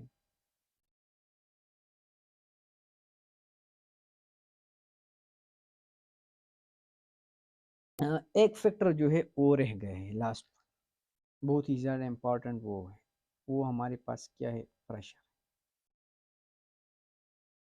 v is equal to p by rho, ये क्वेश्चन था हमारे पास। अब अगर मैं, याद रखे कि प्रेशर को अगर मैं इंक्रीज करता हूँ तो क्या होता है। प्रेशर को हमने कहा था कि प्रेशर बॉयल्स लॉ में हमने कहा था कि प्रेशर इन्वर्सली प्रोपोर्शनल होता है किस चीज़ को, वॉल्यूम को। अब जब मैं प्रेशर इंक्रीज करता हूँ तो वॉल्यूम हमारे पास क्या होता है, डिक्रीज होता है। तो फिर हमने कहा था कि डेंसिटी हमारे पास मास पर यूनिट वॉल्यूम के बराबर है। जब वॉल्यूम डिक्रीज हो जाती है तो डेंसिटी क्या होगी, इंक्रीज होगी। सो हम कहते हैं कि डेंसिटी इंक्रीज हो गई। सो जैसे ही हम प्रेशर इंक्रीज करते हैं, ये प्रेशर ये देखो मैंने इंक्रीज कर दिया, तो इसी प्रेशर की इफेक्ट की वजह से डेंसिटी भी इंक्रीज होगी, और ये इंक्रीज इंक्रीज एक दूसरे को कैंसिल करेंगे, we will get again the same equation R P divide by rho. So हम कहेंगे कि वेलोसिटी और प्रेशर का एक दूसरे से कोई ताल्लुक़ नहीं है। This is the most important. याद रखें कि अगर हमारे पास ये एक मीडियम है जिसमें साउंड मूवमेंट हो रही है और इसकी टेम्परेचर 1 डिग्री सी है और इसका प्रेशर 1 एटमॉस्फेयर है, लेकिन अगर इस एटमॉस्फेयर के प्रेशर को मैं 550 एटीएम कर लूँ, तब भी वेलोसिटी हमारे पास सेम टू सेम रहेगी। आपको एमसीक्यूज में पूछेंगे, आपसे एमसीक्यूज में पूछेंगे इंक्रीज करेंगे प्रेशर को। सो याद रखें कि प्रेशर और वेलोसिटी का एक दूसरे से कोई ताल्लुक़ नहीं है। सही है। तो ये था हमारे पास स्पीड। सो आज के लिए ये इतना ही इम्पोर्टेंट है। एक एमसीक्यू जो है यहाँ पर टेम्परेचर से कर देता हूँ कि अगर आपसे पूछे कि हमारे पास जो है इस टेम्परेचर जो है 0 डिग्री सी है हमारे पास, और यहाँ पर जो वेलोसिटी थी हमारे पास साउंड की हुई थी, तो आप मुझे जो है वो टेम्परेचर बताए जिस पर हमारे पास ये वेलोसिटी डबल होगी। तो ये बहुत ही आला क्वालिटी के एमसीक्यूज है। इसमें क्या होता है, आपको एक वैल्यू गिवन है, आपसे दूसरी मांग रही है, लेकिन हमें चाहिए v divide by we not is equal to under root t divide by T not. चार वैल्यूज में से मुझे मिनिमम 3 चाहिए। सो ये देखें, ओरिजिनल टेम्परेचर ये था, उसकी वेलोसिटी v थी, तो मैं इस टेम्परेचर को क्या बनाऊँ कि v हमारे पास क्या हो जाए, डबल हो जाए, मीन्स 2v हो जाए। सो ये देखें हमारे पास 1 2 3 वैल्यूज हो गई, और ये मैं इजीली फाइंड कर सकता हूँ इस फार्मूले से। So v divide by we not is equal to under root इधर आ गए T divide by T not. So हमारे पास v divide by 2v is equal to क्या बन जाएगा, यहाँ पर मैं टेम्परेचर जो है याद रखें कि टेम्परेचर हमारे पास क्या है, 0 डिग्री सी आप लोगों ने नहीं पुट करना, हम लोगों ने पुट करना है 273 केल्विन। सही है। अब ये जो वी नॉट हमारे पास होता है, ये हमारे पास 0 degree c, velocity 0 degree c. So equation जो है हमारे पास इस तरह बनेगा, v divide by 2v is equal to under root t divide by 273 kelvin. ये v इस v के साथ कैंसिल हो जाएगा। अगर मैं स्क्वायर ले लूँ तो मेरे पास यहाँ पर 1 इस 2v पर स्क्वायर आ जाएगा, 1 और 2 बन जाएगा या 0.25, और यहाँ पर मेरे पास रह जाएगा t डिवाइड बाई 273। ये हमारे पास सारी ये 2 ऊपर था, ये मेरे पास जो है 2 2 जार 4 बन जाएगा, और इसको जो है ये हमारे पास 273 को मैं ले आऊँ तो मेरे पास बन जाएगा 4 multiply by 273 is equal to 2t। तो ये हमारे पास वो टेम्परेचर है इन केल्विन जिसमें हमारे पास वेलोसिटी क्या होगी, वेलोसिटी डबल होगी। तो ये so this was small MCQs. आगे इंशाल्लाह नेक्स्ट लेक्चर में कंटिन्यू करेंगे। अस्सलाम वालेकुम, welcome back, this is Shamsul Amin and welcome to Moom academy online campus. ये वाला टॉपिक हम लोगों ने किया था, factors affecting the speed of sound. तो ये वेव चैप्टर हम लोगों ने यही तक पढ़ा था। अब यहाँ से हम आगे कंटिन्यू करेंगे। आज का जो टॉपिक है वो हमारे पास क्या है, वो हमारे पास है रिफ्लेक्शन एंड रिफ्रैक्शन। तो सबसे पहले ये पढ़ते हैं कि रिफ्लेक्शन हमारे पास क्या है और रिफ्रैक्शन क्या है। अगर ये हमारे पास एक वॉल है, एक मीडियम है, राइट साइड पर एक और मीडियम है, लेफ्ट साइड पर हमारे पास एक दूसरा मीडियम है। अगर हमारे पास एक वेव आती है और ये इस सरफेस पर लग जाती है, तो दो चीज़ें होगी, एक ये वेव हमारे पास दोबारा इसी मीडियम में आएगा, और दूसरा कुछ हिस्सा जो है ये इस दूसरे मीडियम में जाएगा। अब ये जो हिस्सा दूसरे मीडियम के अंदर गया है इसको हम कहते हैं रिफ्रैक्शन, रिफ्रैक्शन। और ये जो सरफेस से रिफ्लेक्ट हुआ है इस पार्ट को हम क्या कहेंगे, ये रिफ्लेक्ट हुआ है इस वजह से इसको हम रिफ्लेक्शन कहेंगे। सही है। अब जब हमारे पास रिफ्लेक्शन होती है और रिफ्रैक्शन होती है, तो उस केस में, रिफ्लेक्शन की केस में, ये जो एंगल ऑफ इंसिडेंस है और ये जो एंगल ऑफ रिफ्लेक्शन है, ये दोनों हमारे पास क्या होगी, बराबर होगी। सो रिफ्लेक्शन और ट्रांसमिशन के लिए हमारे पास एक फार्मूला हम यूज़ करते हैं, ये अभी इस टॉपिक में नहीं है लेकिन चलो इसको देख ले कि आप लोग इसको याद करते हैं।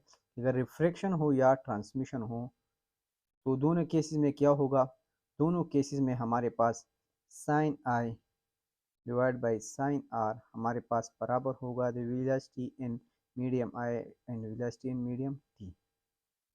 सही है। अगर ट्रांसमिट हो रही है उसकी वेलोसिटी और जो इंसिडेंस रे आ रही है उसकी वेलोसिटी।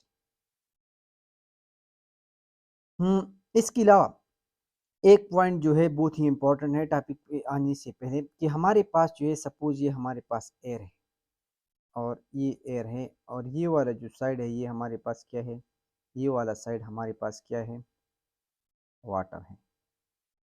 लेफ्ट साइड पर हमारे पास एयर है, राइट साइड पर हमारे पास वाटर है।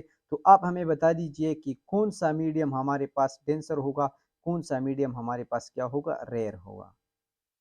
This is the question. Denser कौन सा है, रेयर कौन सा है। अगर एक वेव आ रहा है इस एयर में और ये हिट करता है इस सरफेस को, वाटर के अंदर चला जाता है, तो क्या होगा, एयर मीडियम होगा या रेयर, या वाटर रेयर होगा या मीडियम, कमेंट में आंसर दीजिए। सही है। अब ये देख लें कि इस तरह जो क्वेश्चन है आप लोग याद रखें कि डेंसर और रेयर जो भी मीडियम होता है वो हमारे पास डिपेंड करता है वेव की टाइप्स पर। वेव पर डिपेंड करता है। मीडियम डेंसर होगा कि रेयर, ये डिपेंड करता है किस चीज़ पर, मीडियम वेव पर, जो वेव जा रहा है। फॉर एग्जांपल हमारे पास एक वेव आ रहा है, उसकी वेलोसिटी v1 है इस मीडियम में, और इसकी वेलोसिटी v2 है। सो जिस स्पीड में वेलोसिटी कम होगी उसको हम क्या कहेंगे, उसको हम रेयर कहेंगे। So velocity in rare medium is always less than velocity in what, velocity in denser medium. So ये हमारे पास क्या है, ये रिलेशन है। सही है कि जिस मीडियम में हमारे पास वेलोसिटी कम होगी वो मीडियम हमारे पास रेयर होगा, और जिस मीडियम में हमारे पास वेलोसिटी ज़्यादा होगी उसको हम कहेंगे कि ये मीडियम हमारे पास क्या है, ये हमारे पास डेंसर है। अब फॉर एग्जांपल हमारे पास जो है साउंड वेव्स आ रहा है, ये हमारे पास साउंड वेव्स, और इसकी वेलोसिटी हमारे पास 333 है सपोज। सही है। अब याद रखें कि स्पीड ऑफ साउंड जो पिछले टॉपिक में हमने पढ़ा था कि ये जो है सपोज यहाँ पर मैं एक और मीडियम लेता हूँ solid. So speed of sound जो है वेलोसिटी में ज़्यादा होता है as compare to velocity in water, velocity वाला स्पीड ज़्यादा होता है as compare to air. So जहाँ पर स्पीड कम होगा इसको हम डेंसर कहेंगे। सो अगर हम साउंड की बात करते हैं तो साउंड के केस में एयर हमारे पास क्या होगा, एयर हमारे पास डेंसर मीडियम कंसिडर होगा, और हमारे पास वाटर जो है वो हमारे पास रेयर कंसिडर होगा, क्योंकि डेंसर में हमारे पास क्या है, वेलोसिटी लेस होती है, और यहाँ पर वेलोसिटी हमारे पास क्या होती है, मोर। तो जिस मीडियम में हमारे पास वेलोसिटी कम होगी उसमें हमारे पास वो मीडियम हमारे पास क्या होगा, डेंसर होगा। अब यही बात जो है, ये ही बात हमारी लाइट की केस में सेम नहीं होगी। लाइट की केस में ये अपोजिट होगी, क्योंकि लाइट जो है एयर में ये इसकी वेलोसिटी हाई होती है, और वाटर में हमारे पास एयर की स्पीड जो है उसकी लेस होती है। तो वाटर हमारे पास क्या है, लाइट वेव्स के लिए हमारे पास डेंसर मीडियम हो गया, और एयर हमारे पास रेयर हो गया। समझ में आ गई। ये जो है आप लोग याद कर रहे हैं कि डेंसर और रेयर जो है हमारे पास एक मीडियम ना ही डेंसर होता है ना ही रेयर, ये डिपेंड करता है उस वेव पर। सही है। सो लाइट वेव्स के लिए वाटर हमारे पास क्या है, डेंसर है, और सेम वाटर जो है हमारे पास साउंड के लिए क्या है, रेयर है। ये आप लोग ये देख लें। अब हमारे पास जो है अगर रिफ्लेक्शन हो रही है, एक वेव आ रहा है और वो रिफ्लेक्ट हो रहा है, सही है, तो हमारे पास क्या होगा। अब जब वेव रिफ्लेक्ट करती है तो हमारे पास आया इस, ये जो रिफ्लेक्ट हो रही है इसमें चेंज आएगा कि नहीं आएगा। तो फिजिक्स में हमेशा केसेस होती है। अब ये डिपेंड, चेंजेस रिफ्लेक्शन में आएंगी कि नहीं, अब ये चेंजेस डिपेंड करेंगे किस चीज़ पर, डिपेंड करेंगे, ये हमारे पास जो रिजिड एंड है या जो एंड है, जो हमारे पास सपोर्टेड एंड है हमारे पास, जिसकी वजह से इसको बांधा है। लाइक सपोज हम स्ट्रिंग की बात कर लें, अगर हमारे पास एक स्ट्रिंग वेव्स है, ये हमारे पास एक स्ट्रिंग है, इसमें वेव जनरेट हो रहे हैं, तो ये इस पॉइंट पर जो स्ट्रिंग अटैच है, इस पॉइंट पर जो है हमारे पास वेव डिपेंड करेंगे कि आया इस जो वेव आ रहा है, तो अगर ये रिफ्लेक्ट हो रहा है फिर तो इस रिफ्लेक्शन में चेंजेस आएंगी कि नहीं आएगी। तो ये हमारे पास क्या है, आप लोग याद रखें कि दो केसेस हैं हमारे पास। फर्स्ट वन, अगर हमारे पास एक स्ट्रिंग है और ये स्ट्रिंग यहाँ पर हमारे पास क्या है, इस मीडियम को अटैच है, हार्डली अटैच है या फिक्स्ड है, ये हमारे पास स्ट्रिंग है जो इस पॉइंट पर फिक्स है। अगर यहाँ से एक वेव आ रही है, सही है, तो ये हमारे पास स्ट्रिंग रेयर है, ये फिक्स पॉइंट जो है ये हमारे पास सपोज वॉल को कनेक्ट है, तो ये हमारे पास क्या है, ये हमारे पास इसमें स्ट्रिंग उस पास ही नहीं हो सकती, ये हमारे पास क्या है, डेंसर मीडियम है। सो अगर स्ट्रिंग रेयर से आ रही है और ये डेंसर पर लग रही है, तो हमारे पास इसमें टोटल चेंज आएगी 180, और ये जो ट्रप है हमारे पास, ये हमारे पास क्या होगा, ये क्रस्ट में तब्दील होगा, and we will get a wave like this, हमारे पास ये वेव बनेगा।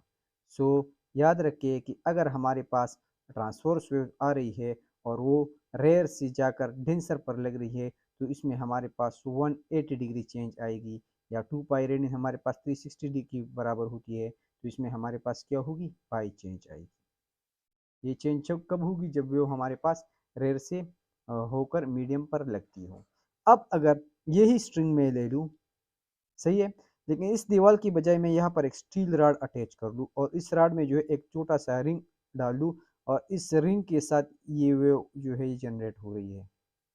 मीन्स ये वेव जब आ रही है तो ये वेव्स का ये वाला एंड जो है स्ट्रिंग का, ये एक रिंग के साथ अटैच है और ये रिंग जो है ऊपर नीचे मूवमेंट कर सकता है। सो हमने कहा था कि ये रिंग अब स्ट्रिंग का हिस्सा है एक साथ, क्योंकि इसके साथ अटैच है। सो ये रिंग जो है, जिस तरह ये वेव की हर एक पार्टिकल अप डाउन मूव करती है, इसी तरह ये रिंग जो है पहले ऊपर की तरफ आएगी और फिर जो है ये वेव जो है किस तरह क्या होगी, ये नीचे की तरफ आएगी। So we will get wave. तो ये वेव जो है अपनी मर्जी से ऊपर नीचे होगा और ये रिंग भी जो है वेव के साथ साथ ऊपर नीचे होगा और इसमें जो है हमारे पास चेंज नहीं आएगी, क्योंकि ये मीडियम, ये जो स्ट्रिंग थी ये डेंसर था और ये रिंग जो था, रिंग हमारे पास रेयर था। सो याद रखें, जब वेव हमारे पास डेंसर से आकर रेयर मीडियम पर पड़ रहा हो तो इसमें 0 डिग्री चेंज आएगी, मतलब इसमें कोई भी चेंज हमारे पास नहीं आएगी। सो this is the confirm MCQs. सही है। एमसीक्यूज क्या है, अगर आप लोग याद रखें कि अगर हमारे पास वेव आ रही है और वेव जो है डेंसर से लेकर रेयर में आ रही है और या रेयर से लेकर डेंसर में जा रही है, तो ये हमारे पास दो केस है। रेयर से डेंसर में जाएगी तो हमारे पास 180 डिग्री चेंज आएगी, लेकिन अगर डेंसर से रेयर में जा रही है तो हमारे पास 0 डिग्री चेंज आएगी। सही है। सो this is the, you must remember it.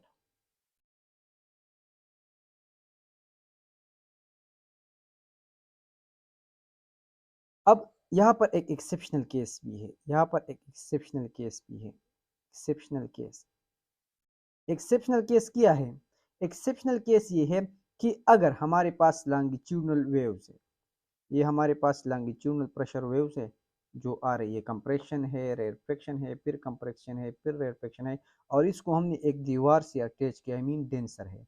Spring wave हमारे पास रेयर थी, यहाँ पर मेरे पास क्या था, डेंसर था। सो अगर यहाँ पर कंप्रेशन आएगा तो क्या होगा, तो ये जो है, अगर यहाँ पर कंप्रेशन आएगा तो हमारे पास रिफ्लेक्शन में भी क्या होगा, रिफ्लेक्शन में भी हमारे पास कंप्रेशन होगा। अगर इंसिडेंस रे जो है वो इस पाम में है, रिफ्लेक्शन के पाम में है, तो रिफ्लेक्ट जो है हो रही है वो भी रिफ्लेक्शन, वो भी हमारे पास क्या होगी, रिफ्लेक्शन होगी। मींस कि हमारे पास जो लॉन्गिट्यूडनल प्रेशर वेव्स है, लॉन्गिट्यूडनल प्रेशर वेव्स जो है, अगर ये वेव्स हमारे पास रेयर से आकर डेंसर पर लग रहे हैं तो फिर इसके इसमें चेंजेस नहीं होगी। ये हमारे पास एक्सेप्शनल है।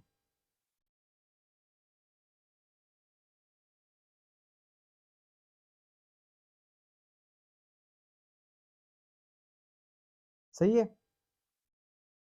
अब अगर यही स्प्रिंग वेव्स है मेरे पास, अगर ये डेंसर में आ रही है और यहाँ पर जो है, यहाँ पर मैं इसका फ्री एंड देख लूँ या इसको एक साथ रिंग अटैच कर लूँ, या इसको मैं एक फ्री हैंड दे दूँ, तो क्या होगा, अगर ये स्प्रिंग इस तरह ही पड़ा है मेरे पास ज़मीन पर, इसका ये एंड जो है फ्री एंड है, तो फिर ये फ्री एंड हमारे पास रेयर मीडियम हो गया, ये वाला मेरे पास डेंसर हो गया। अगर यही लॉन्गिट्यूडनल प्रेशर वेव आ रहे हैं डेंसर से रेयर में, तो फिर हमारे पास याद रखे कि फिर हमारे पास पाई चेंजेस आएगी, मीन 180 डिग्री चेंज आएगी। तो स्ट्रिंग वेव्स याद रखे कि स्ट्रिंग वेव्स और लॉन्गिट्यूडनल प्रेशर वेव्स दोनों हमारे पास क्या है, दोनों हमारे पास अपोजिट उसमें चेंजेस आ रही है। सो यू मस्ट रिमेंबर इट। अब एक और एमसीक्यूज हमारे पास ये भी है, अगर ये हमारे पास एक मीडियम है, वेव आती है और वेव जो है रिफ्लेक्ट होती है। अब ये जो है, जब ये वेव रिफ्लेक्ट हो रही है, अगर हम रिफ्लेक्शन की बात कर ले तो रिफ्लेक्शन हमारे पास हमेशा क्या होती है, सेम मीडियम में होती है। यहाँ पर वेव आ गया और सेम मीडियम में हमारे पास रिफ्लेक्ट हो गया, तो यहाँ पर हमारे पास इसका स्पीड जो है वो सेम रहता है, वेव का स्पीड चेंज नहीं होता, ना ही इस वेव की फ्रीक्वेंसी चेंज होती है और ना ही हमारे पास इसकी वेवलेंथ चेंज होती है। तो जो हमारे पास v is equal to F lambda है, तो दोनों के लिए हमारे पास v is equal to F lambda same होगी, ना ही v चेंज हो रही है, ना ही f चेंज हो रही है और ना ही लेमडा हमारे पास क्या है, चेंज हो रही है। अब याद रखिए कि इसकी अपोजिट में जो वेव्स हमारे पास ट्रांसमिट होती है, ये जो वेव ट्रांसमिट हो रही है, इसमें अब क्या होगा, यहाँ पर हमारे पास वेवलेंथ चेंज होगा, स्पीड चेंज होगा, फ्रीक्वेंसी चेंज होगी या नहीं होगी। सो जो वेव रिफ्लेक्ट हो रही है, याद रखिए कि इसकी वेलोसिटी चेंज होती है, और इस चेंजेस की बेस पर मैंने आप लोग कहा कि हम रेयर और डेंसर मीडियम डिसाइड करते हैं। इसके अलावा जो वेवलेंथ आ रही है हमारे पास, वो भी हमारे पास चेंज होगी, लेकिन याद रखें कि हमारे पास फ्रीक्वेंसी मीडियम पर डिस्टर्ब नहीं करती, डिपेंड नहीं करती, सो उसकी वैल्यू हमारे पास कांस्टेंट होती है, मींस एफ आई हमारे पास एफ टी के बराबर होती है। सही है। सो अगर मैं इसको आई कह दूँ, इसको रिफ्लेक्ट आर कर लूँ, इसको टी कर लूँ, इंसिडेंस रिफ्लेक्ट, और ये हमारे पास रिफ्लेक्ट हो गया। सो वी आई बराबर होगी वी आर की, वी आर बराबर होगी वी टी की। इसी तरह एफ आई बराबर होगी एफ आर बराबर होगी एफ टी की, और वेलोसिटी की अगर अगर मैं बात कर लूँ लेमडा की, सारी ये ट्रांसमिट जो है ये वाला वेलोसिटी चेंज होगी हमारे पास। वेवलेंथ हमारे पास इंसिडेंस और रिफ्लेक्ट की बराबर होगी, जबकि ये जो है ट्रांसमिशन के बराबर नहीं होगी। So these three equation you must remember it, ये हमारे पास बहुत ही ज़्यादा इम्पोर्टेंट है। सही है, ये बहुत ही इम्पोर्टेंट है। इलेक्ट्रोमैग्नेटिक वेव्स जो है अगर हम बात कर लें, तो इलेक्ट्रोमैग्नेटिक वेव्स भी हमारे पास सेम होगी, इसमें ये हमारे पास स्ट्रिंग वेव्स की तरह होगी। तो इलेक्ट्रोमैग्नेटिक वेव्स भी जब डेंसर मीडियम पर पड़ती है, तो इस पर हमारे पास क्या होगी, चेंजेस आएगी। सो याद रखें कि इलेक्ट्रोमैग्नेटिक वेव्स जो है वो सेम टू सेम होती है as compare to string waves. इनमें भी हमारे पास अगर रेयर से आ रही है, डेंसर पर पड़ रही है, तो 180 डिग्री चेंज आएगा। अगर डेंसर से आर पर जा रही है, तो हमारे पास क्या होगा, 0 डिग्री चेंज होगा। सही है, ये थी हमारे पास reflection.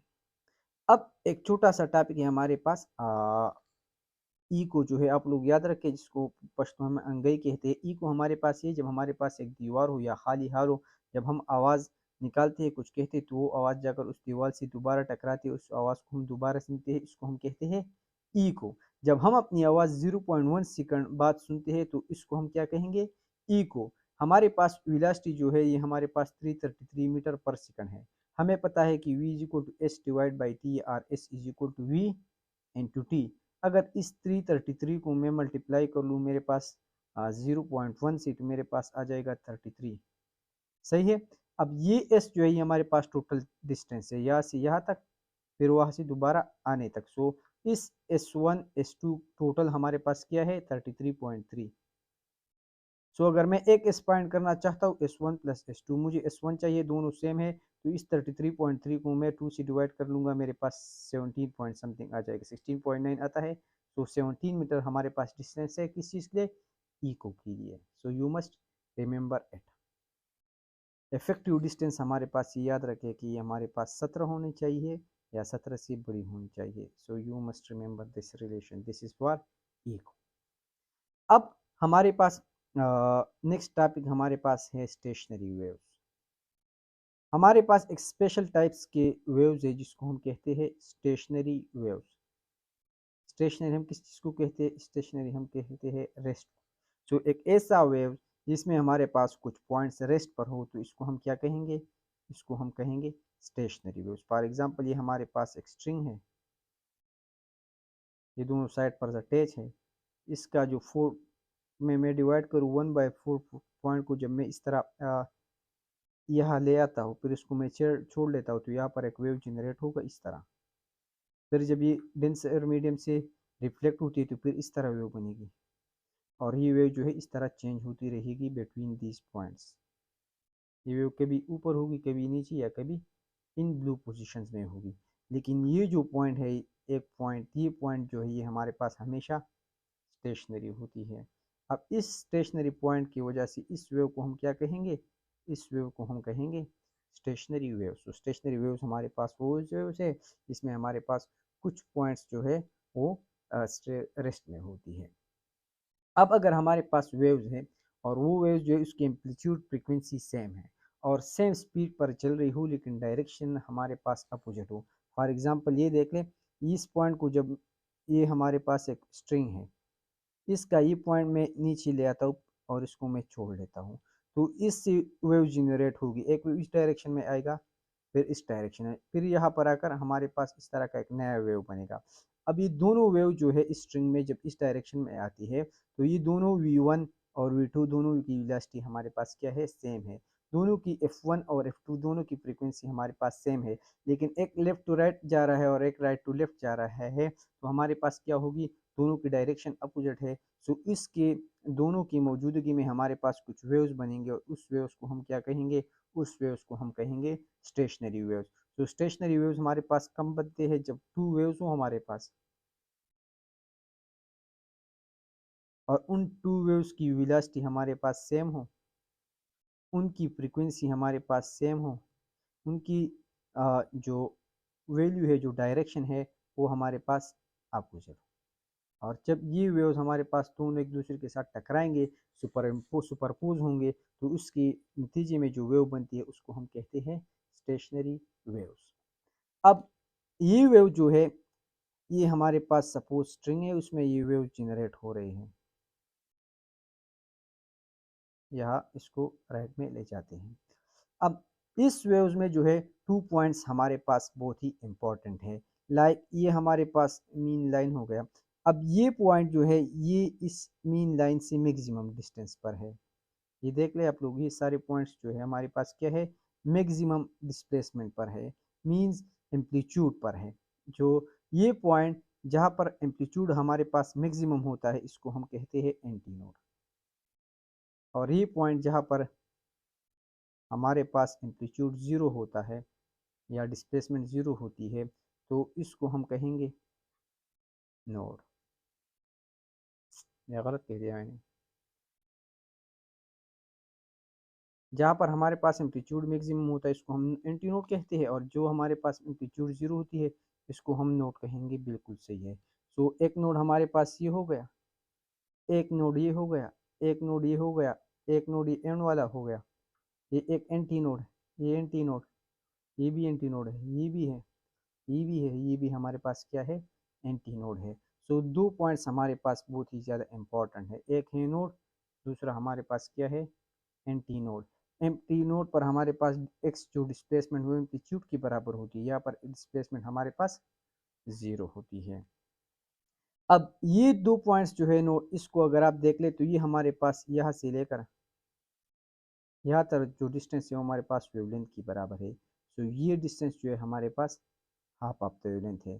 So distance between two nodes, two nodes की बीच जो डिस्टेंस होती है वो हमारे पास हाफ ऑफ द वेवलेंथ है। इसी तरह टू एंटी नोड्स की बीच जो डिस्टेंस होती है वो भी हमारे पास लेमडा बाई टू है, लेमडा बाई टू। दोनों की distance between two nodes anti nodes or between these are lambda by two. अब एक बात याद रखें कि नोड जो हमारे पास होती है these are permanently permanently at rest. ये हमारे पास परमानेंटली किस चीज़ में होती है, ये हमारे पास रेस्ट में होती है। और रेस्ट में होती है इसी वजह से हमारे पास यहाँ पर जो प्रेशर होता है और डेंसिटी जो होती है ये हमारे पास बहुत ही ज़्यादा हाई होती है, क्योंकि यहाँ पर वॉल्यूम की वैल्यू हमारे पास बहुत ही ज़्यादा कम होती है। अब यहाँ पर अगर एंटी नोड की बात की जाए तो यहाँ पर हमारे पास प्रेशर और डेंसिटी क्या होगी, दोनों हमारे पास कम होगी, ये आप लोग याद रखें। सही है। तो नोड नोड पर हमारे पास जो है क्या होगी, प्रेशर और डेंसिटी हमारे पास इसकी वैल्यू बहुत ही हाई होगी। सही है। तो ये थी हमारे पास नोड्स एंड एंटी नोड्स। अब ये नोड्स और एंटी नोड्स जो है ये हमारे पास किस चीज़ में होती है, ये हमारे पास स्टेशनरी वेव्स में होती है। स्टेशनरी वेव्स में हमारे पास क्या होती है, ये स्टेशनरी वेव्स के पार्ट्स हैं हमारे पास। ये जो वेव्स की बात करनी, तो स्टेशनरी नोड्स में हमारे पास नोड्स एंड एंटी नोड्स, और ये नोड स्टेशनरी वेव्स हमारे पास क्या करती है, ये हमारे पास do not carry energy. Start में मैंने आप लोगों को बताया था कि एनर्जी की बेस पर हमारे पास टू टाइप्स है, एक हमारे पास है स्टेशनरी वेव्स, दूसरा हमारे पास है प्रोग्रेसिव वेव्स।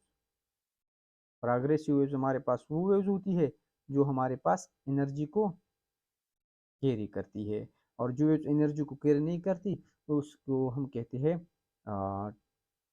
Stationery waves. दूसरी, जो हमारे पास प्रोग्रेसिव वेव्स होती है, यहाँ पर एम्पलीट्यूड हमारे पास जो है हर पॉइंट का एम्पलीट्यूड हमारे पास सेम होता है, जबकि हमारे पास स्टेशनरी पॉइंट में एम्पलीट्यूड जो है वो हमारे पास नॉट सेम, मैं लिख लूँगा, हमारे पास सेम नहीं होता। नोट पर हमारे पास जीरो, एंटी नोट पर हमारे पास एम्पलीट्यूड होता है। अब इसी स्टेशनरी वेव्स में हमने अभी कहा कि नोड्स हमारे पास रेस्ट में होती है, मतलब कुछ पार्टिकल हमारे पास क्या है, रेस्ट में है, और यहाँ पर हमारे पास अगर नोड्स होती है तो हमारे पास ऑलवेज इन हमारे पास रेस्ट में हमारे पास क्या होती है, नहीं होती। No point it is rest, no point is at rest, जबकि हमारे पास जो है स्टेशनरी वेव्स में हमारे पास क्या होती है, कुछ पॉइंट रेस्ट पर होती है। सो ये थे हमारे पास कुछ differences between stationary and progressive waves. अब हम पढ़ते हैं द मोस्ट इम्पॉर्टेंट टॉपिक। क्या है हमारे पास, वो हमारे पास है स्टेशनरी वेव्स। और किस चीज़ में पढ़ेंगे, स्टेशनरी वेव्स पढ़ेंगे स्ट्रिंग में। सही है, तो चलिए इसको स्टार्ट करते हैं। सपोज ये मेरे पास एक स्ट्रिंग है, दिस इज अ स्ट्रिंग। इसको मैं प्लग करता हूँ, एक पॉइंट से पकड़ लेता हूँ, इसके नीचे ले आता हूँ, और फिर इस पॉइंट पर ये जो स्ट्रिंग है, फिर इसके बाद इसको छोड़ देता हूँ, तो इसको मैं कहता हूँ प्लग। प्लग, जब आप गुलाब को तोड़ते हैं ना, उसको भी हम प्लग कहते हैं, PLUCKED। अब अगर मैं इसको छोड़ लेता हूँ, सही है, तो हमारे पास क्या होगा। याद रखिए कि अगर हमारे पास एक स्ट्रिंग है, उसका लेंथ हमारे पास क्या है, L है, और उसको मैं एक पॉइंट P, सही है, उसको मैं प्लग करता हूँ। अगर मैं इसको प्लग कर देता हूँ एक पॉइंट L/2P, P हमारे पास क्या है, P हमारे पास नंबर, ये आप देख नोट कर ले। अगर हमारे पास एक स्ट्रिंग है, इसको मैं प्लग करता हूँ एट अ पॉइंट L/2P, तो क्या होगा, ये जो है ये स्ट्रिंग हमारे पास वाइब्रेट करेगा कितनी सेगमेंट्स में, P सेगमेंट्स में या P लूप्स में। सो P लूप्स में कह देता हूँ, P लूप्स। अगर मेरे पास एक स्ट्रिंग है, उसको मैं L/2P पॉइंट पर प्लग कर देता हूँ, तो ये हमारे पास वाइब्रेट करेगा P लूप्स या P सेगमेंट में, और हमारे पास P हार्मोनिक आ जाएगा, P harmonic, first harmonic, second harmonic, third harmonic. अब सब कुछ जो है इस P पर डिपेंड करता है। सही है, now let's start our case. ये हमारे पास, इसको मैं दो हिस्सों में बांट देता हूँ, मतलब ये जो L है इसको मैं दो पर डिवाइड कर देता हूँ लेंथ को, और इसको मैं प्लग कर देता हूँ, तो क्या होगा। याद रखिए the most important thing is कि आप जो है जिस पॉइंट पर प्लग करते हैं, वही प्लग पॉइंट हमारे पास क्या होगा, एम्पलीट्यूड होगा, और जो एंड उसके करीब है उसको इसके साथ कंटिन्यू अटैच कर ले और उसको कंप्लीट कर ले, तो हमारे पास इस तरह का वेव बनेगा, फिर ये रिफ्लेक्ट होगा हमारे पास कुछ इस तरह। सो अभी आप लोग इस डायग्राम को देखें और नोट करते जाइए। अगर हम इसकी बात कर ले, डायग्राम नंबर फर्स्ट की, सही है, तो हमारे पास इसमें जो है कितनी लूप बन रही है, तो ये हमारे पास लूप जो है हमारे पास कितनी है, 1 है, एक लूप बन रहा है, एक गोल सर्कल को हम कहते हैं लूप। इस पॉइंट को मैंने प्लग किस पॉइंट पर किया था, प्लग पॉइंट, ये हमारे पास मैंने कहा कि प्लग पॉइंट हमारे पास बराबर होता है L/2P को, L/2P। तो मैंने इसको यहाँ पर P मैंने 1 रखा, P हमारे पास अगर मैं 1 रखूँ तो हमारे पास L/2। सो इस पॉइंट को हमने क्या कहा है, ये L था, L को मैंने 2 पर डिवाइड किया है, उसको मैंने प्लग किया है। सो प्लग पॉइंट हमारे पास क्या है, L/2P, या हम कहते हैं कि P हमारे पास 1 है, तो इसको मैं कहूँगा फर्स्ट हार्मोनिक, फर्स्ट हार्मोनिक। अब अगर आप लोग देख लें, तो मेरे पास जो है अब मुझे एक चीज़ फाइंड करनी है, वो मेरे पास है वेवलेंथ, मुझे इसकी वेवलेंथ फाइंड करनी है। सही है, तो वेवलेंथ हमारे पास किस चीज़ की बराबर है, हमें पता है कि v हमारे पास बराबर है एफ लेमडा की। लेमडा हमारे पास बराबर हो गई v डिवाइड बाई एफ की। सही है। या मैं कह देता हूँ कि मेरे पास जो है ये लेमडा किस चीज़ की बराबर हो गई, वी डिवाइड बाई एफ की। तो ये हमारे पास वेवलेंथ की इक्वेशन हो गई।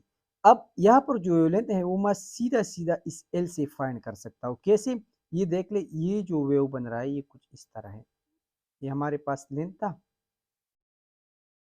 अब मैंने आप लोग को कहा था कि एक वेव में हमारे पास ये एक कंप्लीट वेव होता है, ये हमारे पास एक वेव है, इसका आधा जो पार्ट होता है वो हमारे पास लेमडा बाई 2 के बराबर होता है। एक ये पार्ट है, एक ये पार्ट है, और ये हमारे पास एल है।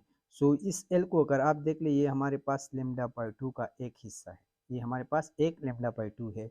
लेमडा हमारे पास बराबर हो गई किस चीज़ की, 2L। तो फर्स्ट हार्मोनिक की है, ये जो हम बात कर रहे हैं फर्स्ट हार्मोनिक की है, इसकी हमारे पास क्या हो गई, लेमडा हमारे पास बराबर हो गई 2L। यहाँ पर फ्रीक्वेंसी हमारे पास किस चीज़ की बराबर होगी, वी हमारे पास बराबर है एफ लेमडा। तो फ्रीक्वेंसी हमारे पास बराबर होगी वी बाई लेमडा। तो यहाँ पर अगर मैं लेमडा की वैल्यू पुट कर लूँ तो मेरे पास आ जाती है 2L। तो इसको हम कहते हैं first harmonic. First harmonic, first harmonic क्यों है, क्योंकि जो वहाँ स्टार्ट में मैंने पी की वैल्यू ऊपर लगाई थी उसको मैंने 1 दिया था।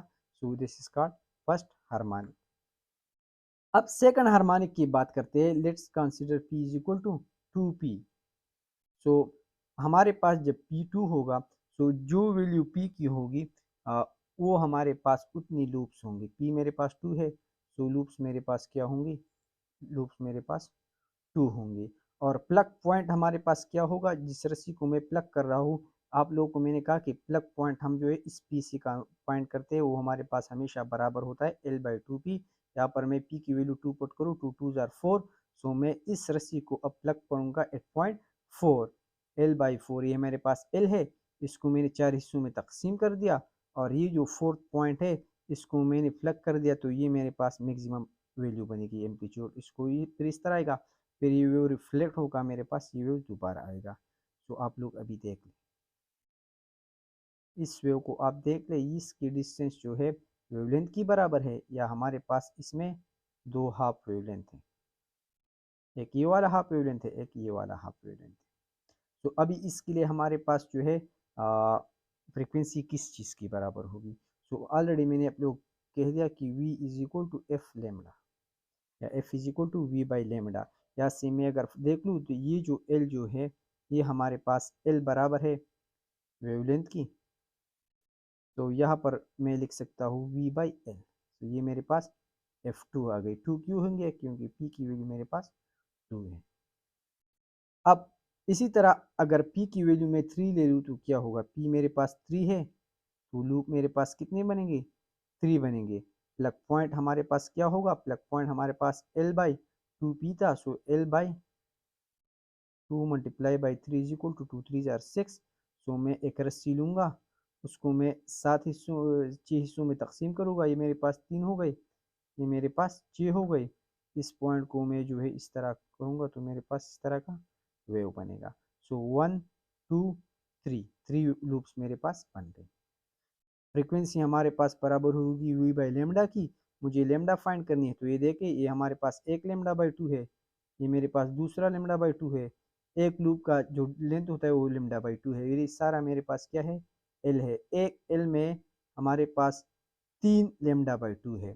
सो लेमडा मेरे पास बन जाएगा 2L बाई 3। सो यहाँ पर मेरे पास v is equal to 2L divide by 3, या मैं ये डिवीजन डायरेक्टली टॉप पर लिख सकता हूँ। सो दिस हमारे पास क्या आ गई, F3 आ गई। इसी तरह ये 3 कापी थी। अगर मैं प्लग पॉइंट P पॉइंट ले लूँ N, तो ये देख ले, जो P की वैल्यू होती है वो हमारे पास लूप की वैल्यू होती है, तो लूप्स हमारे पास कितने बनेंगे, N। प्लग पॉइंट हमारे पास क्या होगा, प्लग पॉइंट हमारे पाई होगा L बाई 2p था। सो 2 मेरे पास, P हमारे पास N है, तो ये मेरे पास बनेगा L बाई 2N। सही है। अब फ्रीक्वेंसी हमारे पास किस चीज़ की होगी, तो फ्रीक्वेंसी मेरे पास बराबर होगी वी बाई लेमडा एन की। लेमडा एन हमारे पास किस चीज़ की बराबर है, मुझे वो मालूम नहीं है। अभी ये देख ले, ऊपर से फाइंड करते आसानी के साथ। यहाँ पर देखें, लेमडा हमारे पास क्या है V/F, जब हमारे पास P 1 था। सो देखें, ये देख ले, जब n मेरे पास 1 था तो लेमडा मेरे पास बराबर थी V/L। सही है। जब n की वैल्यू मेरे पास 2 थी तो लेमडा की वैल्यू हमारे पास आई थी V/2L। 2L थी कि नहीं थी, ये मेरे पास आई थी। लेमडा मेरे पास आ गई थी, L की वैल्यू मेरे पास आई थी। लेमडा हमारे पास L की बराबर थी। सो लेमडा की वैल्यू हमारे पास कौन सी आई थी, यहाँ पर तो हमारे पास V है ही नहीं। ये देख ले, स्टार्ट पर L, ये मेरे पास है lambda is equal to 2L। फिर मेरे पास आई थी lambda is equal to L। फिर मेरे पास आई थी lambda is equal to 2L/3। सही है। सो ये देख ले, n की वैल्यू जब मेरे पास 1 थी, लेमडा की वैल्यू मेरे पास क्या थी 2 थी। जब n की वैल्यू जब 3 थी, ये हमारे पास लेमडा, ये हमारे पास 2L/3 है। ये मेरे पास L आई थी, ये मेरे पास मेरे पास 2L आई थी। अब इसको मैंने कंपेयर करना है, ये 1 2 3 P की वैल्यू है। जब मैं n कर लूँ इसको तो क्या होगा, तो ये देख रहे, अभी मैं कंपेयर करता हूँ। इसमें 2L है, इसमें 2L नहीं है, इसमें 2L है, तो मैं यहाँ पर 2L लिख लूँगा और इसको 2 से डिवाइड भी कर लूँगा। अब ये देख ले, 2L इसमें है, 2L इसमें है, 2L इसमें है। सो लेमडा n मेरे पास क्या बनेगा, इसमें भी हमारे पास 2L होगा। अब यहाँ पर डिवाइड में 1 है, डिवाइड में 2 है, डिवाइड में 3 है, तो डिवाइड में हमारे पास क्या होगा n। ये लेमडा 1 था तो नीचे 1 था, ये लेमडा 2 है नीचे 2 है, ये लेमडा 3 है नीचे 3 है, ये लेमडा n है नीचे n होगा। तो मेरे पास लेमडा n आ गया 2/L/n। तो ये मेरे पास क्या होगा, ये 2L डिवाइड बाई n, या हमारे पास आएगा V divide by 2L into n। और ये V डिवाइड बाई 2L मेरे पास F1 है। सो ये Fn हमारे पास बराबर हो गया, Fn मेरे पास बराबर हो गया n F1। This is the relation between any frequency and the first fundamental frequency. तो ये था हमारे पास transverse stationary wave in strict string. यहाँ तक मेरे पास आई थिंक काफ़ी था। अब चलिए आगे पढ़ते हैं, अर्गन पाइप्स पढ़ते हैं। अर्गन पाइप्स भी इसी तरह है, अर्गन पाइप्स भी इसी तरह सो एक साथ इसको कर लेते हैं। अर्गन पाइप्स क्या होती है, अर्गन पाइप हमारे पास इंस्ट्रूमेंट्स हैं जिसमें हम साउंड वेव्स जाते हैं और वो रिफ्लेक्ट होती है, वो सुपर इम्पोज होती है। जिस तरह हमारे पास बांसुरी होती है ना, ये हमारे पास बांसुरी, ये हमारे पास क्या है, इसको हम अर्गन पाइप कहते हैं। स्कूल में जब पीटी के साथ जो है, ड्रिल मास्टर के साथ जो वो होती है जिससे वो आवाज़ निकालती है, मैं नाम भूल गया, सीटी जो होती है, वो भी हमारे पास क्या है, अर्गन पाइप। अब ये अर्गन पाइप जो है हमारे पास क्या है, इसमें फ्रिक्वेंसी चेंज होती है। अर्गन पाइप्स की 2 टाइप्स हैं हमारे पास, एक है ओपन और एक अर्गन पाइप मेरे पास क्या है, क्लोज है। ये जो मैंने अभी आप लोग को बताया, ये वाली हमारे पास टाइप ए है, ये हमारे पास क्या है, टाइप 2 है।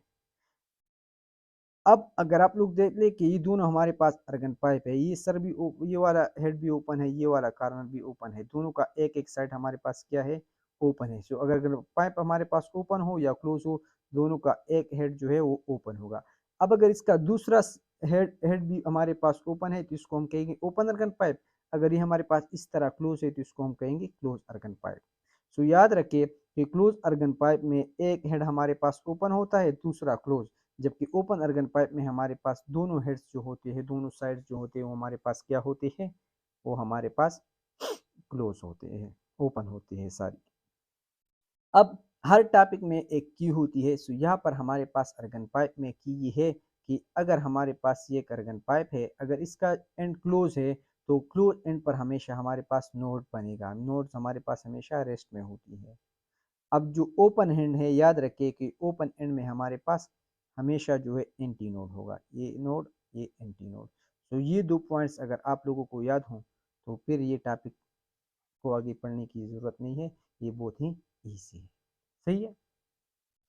सो ये देखें, अगर मेरे पास अर्गन पाइप है तो इसकी वैल्यू क्या होगी, उसकी फ्रीक्वेंसी क्या होगी। सो एक जो है मैं ओपन अर्गन पाइप पहले पढ़ लेता हूँ। ओपन अर्गन पाइप को सबसे पहले कर लेते हैं। अगर ये मेरे पास ओपन अर्गन पाइप है, सही है, तो इसमें मिनिमम जो है इस साइड पर मेरे आप लोग कहा कि इस साइड पर जो ओपन होगा उस पर हमारे पास हमेशा एंटी नोड होगा, इस साइड पर भी एंटी नोड होगा। सो मिनिमम पॉसिबिलिटी मेरे पास ये है कि इस तरह की वेव्स उसमें बन जाए, क्योंकि एक नोड और दूसरी नोड की बीच डिस्टेंस जो होती है वो हमारे पास λ/2 है। तो इससे कम जो है मैं ड्रा नहीं कर सकता, सही है। तो यहाँ पर अगर आप इसकी लेंथ को देख ले तो ये इसका लेंथ हमारे पास बराबर है λ/2 की, सही है, लेंथ बराबर है λ/2 की। और लेमडा अगर मैं देख लूँ तो लेमडा मेरे पास बराबर है 2l की।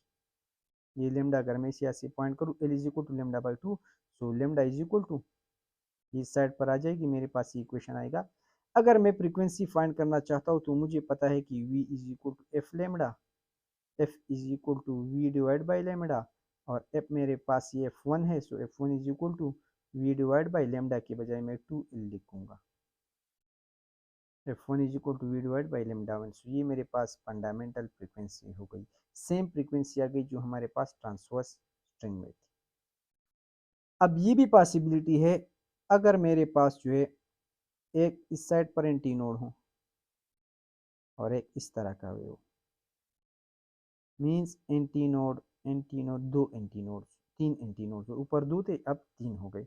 तो क्या होगा, यहाँ पर ये जो एक λ/2 यहाँ है, एक λ/2 यहाँ है, मींस लेमडा है टोटल डिस्टेंस, जो एल है वो लेमडा की बराबर है। सो मैं लिख सकता हूँ कि F2 के लिए एल लेमडा के बराबर है, या लेमडा हमारे पास एल के बराबर है, जो F2 हमारे पास V बाई एल की बराबर हो गई, सही है।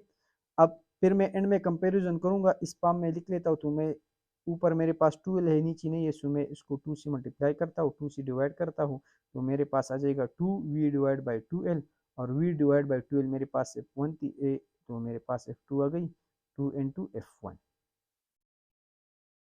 और ये वेवलेंथ को अगर देख ले तो यहाँ पर 2l डिवाइड बाई 1 था, यहाँ पर मैं इस तरह लिख सकता हूँ 2l/2, सो ये हमारे पास आ जाएगी, ये लेमडा 2 है, सो 2l/2 आ गई, सही है।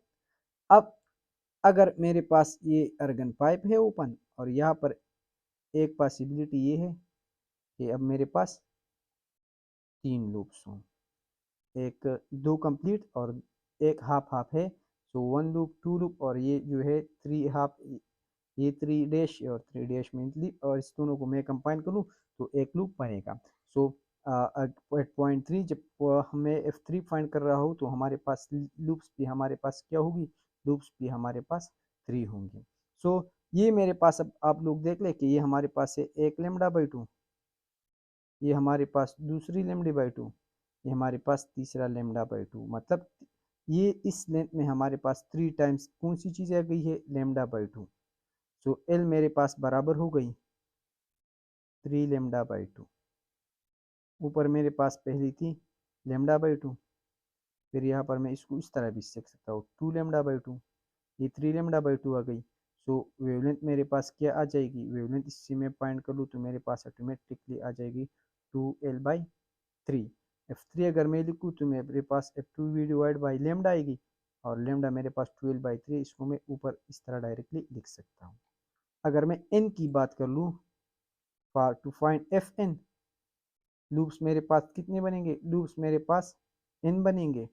अगर सपोज ये n मेरे पास 20 है तो लूप्स भी मेरे पास कितने बनेंगे, 19 कंप्लीट बनेंगे, हाफ एक साइड पर हाफ दूसरी साइड पर, टोटल मेरे पास 20 लूप्स होंगे, 90 कंप्लीट होंगे। इसमें मैं लिख लूँ 90 कंप्लीट होंगे, और दो मेरे पास हाफ होंगे, एक एक एंड पर, इस तरह ये एक इस पर एंड पर है और दूसरा हमारे पास इस एंड पर है। सो अगर आपसे पूछ ले कि ओपन अर्गन पाइप है, हमारे पास टोटल लूप्स 20 है, तो इसमें कंप्लीट और इनकम्प्लीट कितनी होंगी, तो 19 कंप्लीट होंगे और 2 मेरे पास हाफ होंगे इनकम्प्लीट।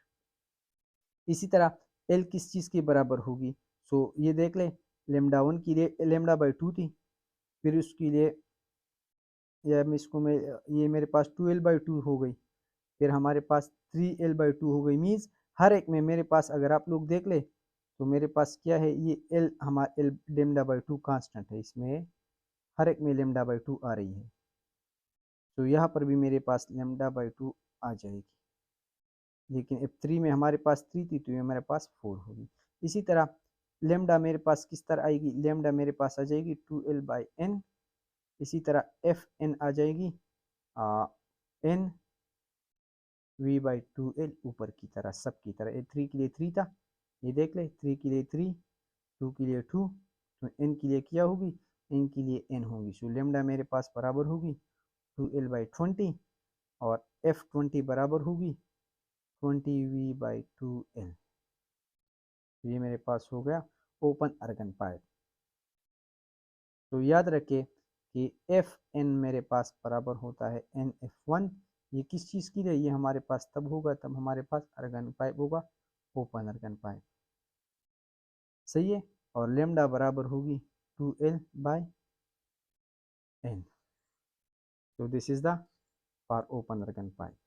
और यही जो है याद रखें कि ये हमारे पास transverse wave in the string, string में जो ट्रांसवर्स वेव थी उसके लिए भी फार्मूले यूज़ हो रहे थे। जो मस्ट रिमेंबर इट कि ट्रांसवर्स वेव की जो फार्मूलीज है और जो हमारे पास ओपन अर्गन पाइप की फार्मूलीज है वो हमारे पास क्या है,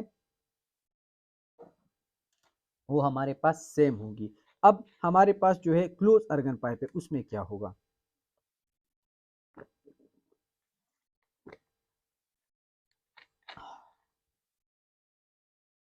क्लोज अर्गन पाइप जो है, क्लोज अर्गन पाइप का हमारे पास क्या होगा, क्लोज अर्गन पाइप का हमारे पास एक एंड ओपन होगा, लेकिन दूसरा एंड जो है हमारे पास क्या होगा, दूसरा एंड जो है मेरे पास, दूसरा एंड हमारे पास जो है सेम होगा।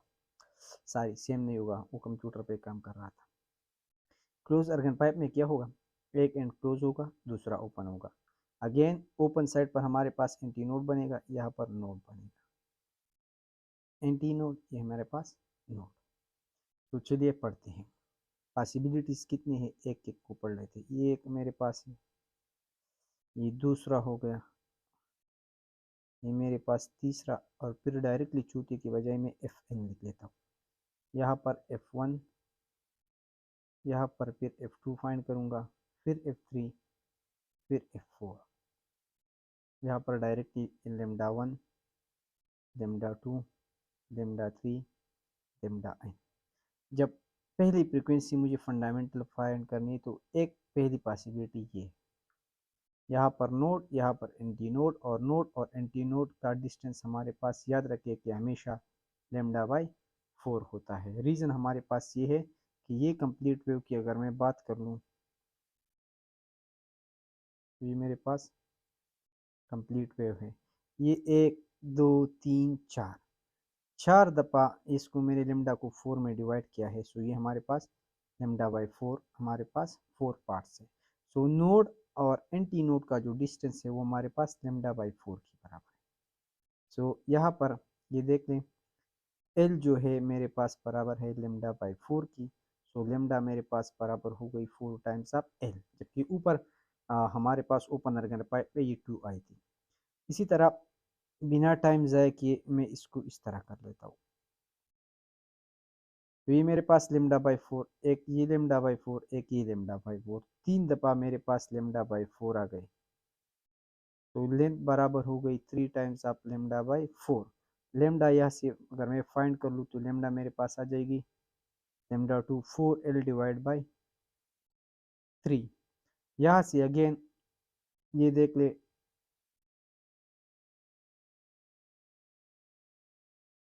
Lambda by 4, lambda by 4, lambda by 4, lambda by 4, lambda by 4, 1 2 3 4 5। So L is equal to 5 times of lambda by 4, या lambda is equal to 4L by 5, सही है। लेमडा n किस चीज़ के बराबर हुई ये देख ले, 4L by 1, 4L by 3, 4L by 5। तो यहाँ पर मेरे पास आ जाएगा 4L divide by 2n minus 1। ये आप लोग याद रखें, ये मेरे पास फार्मूला है।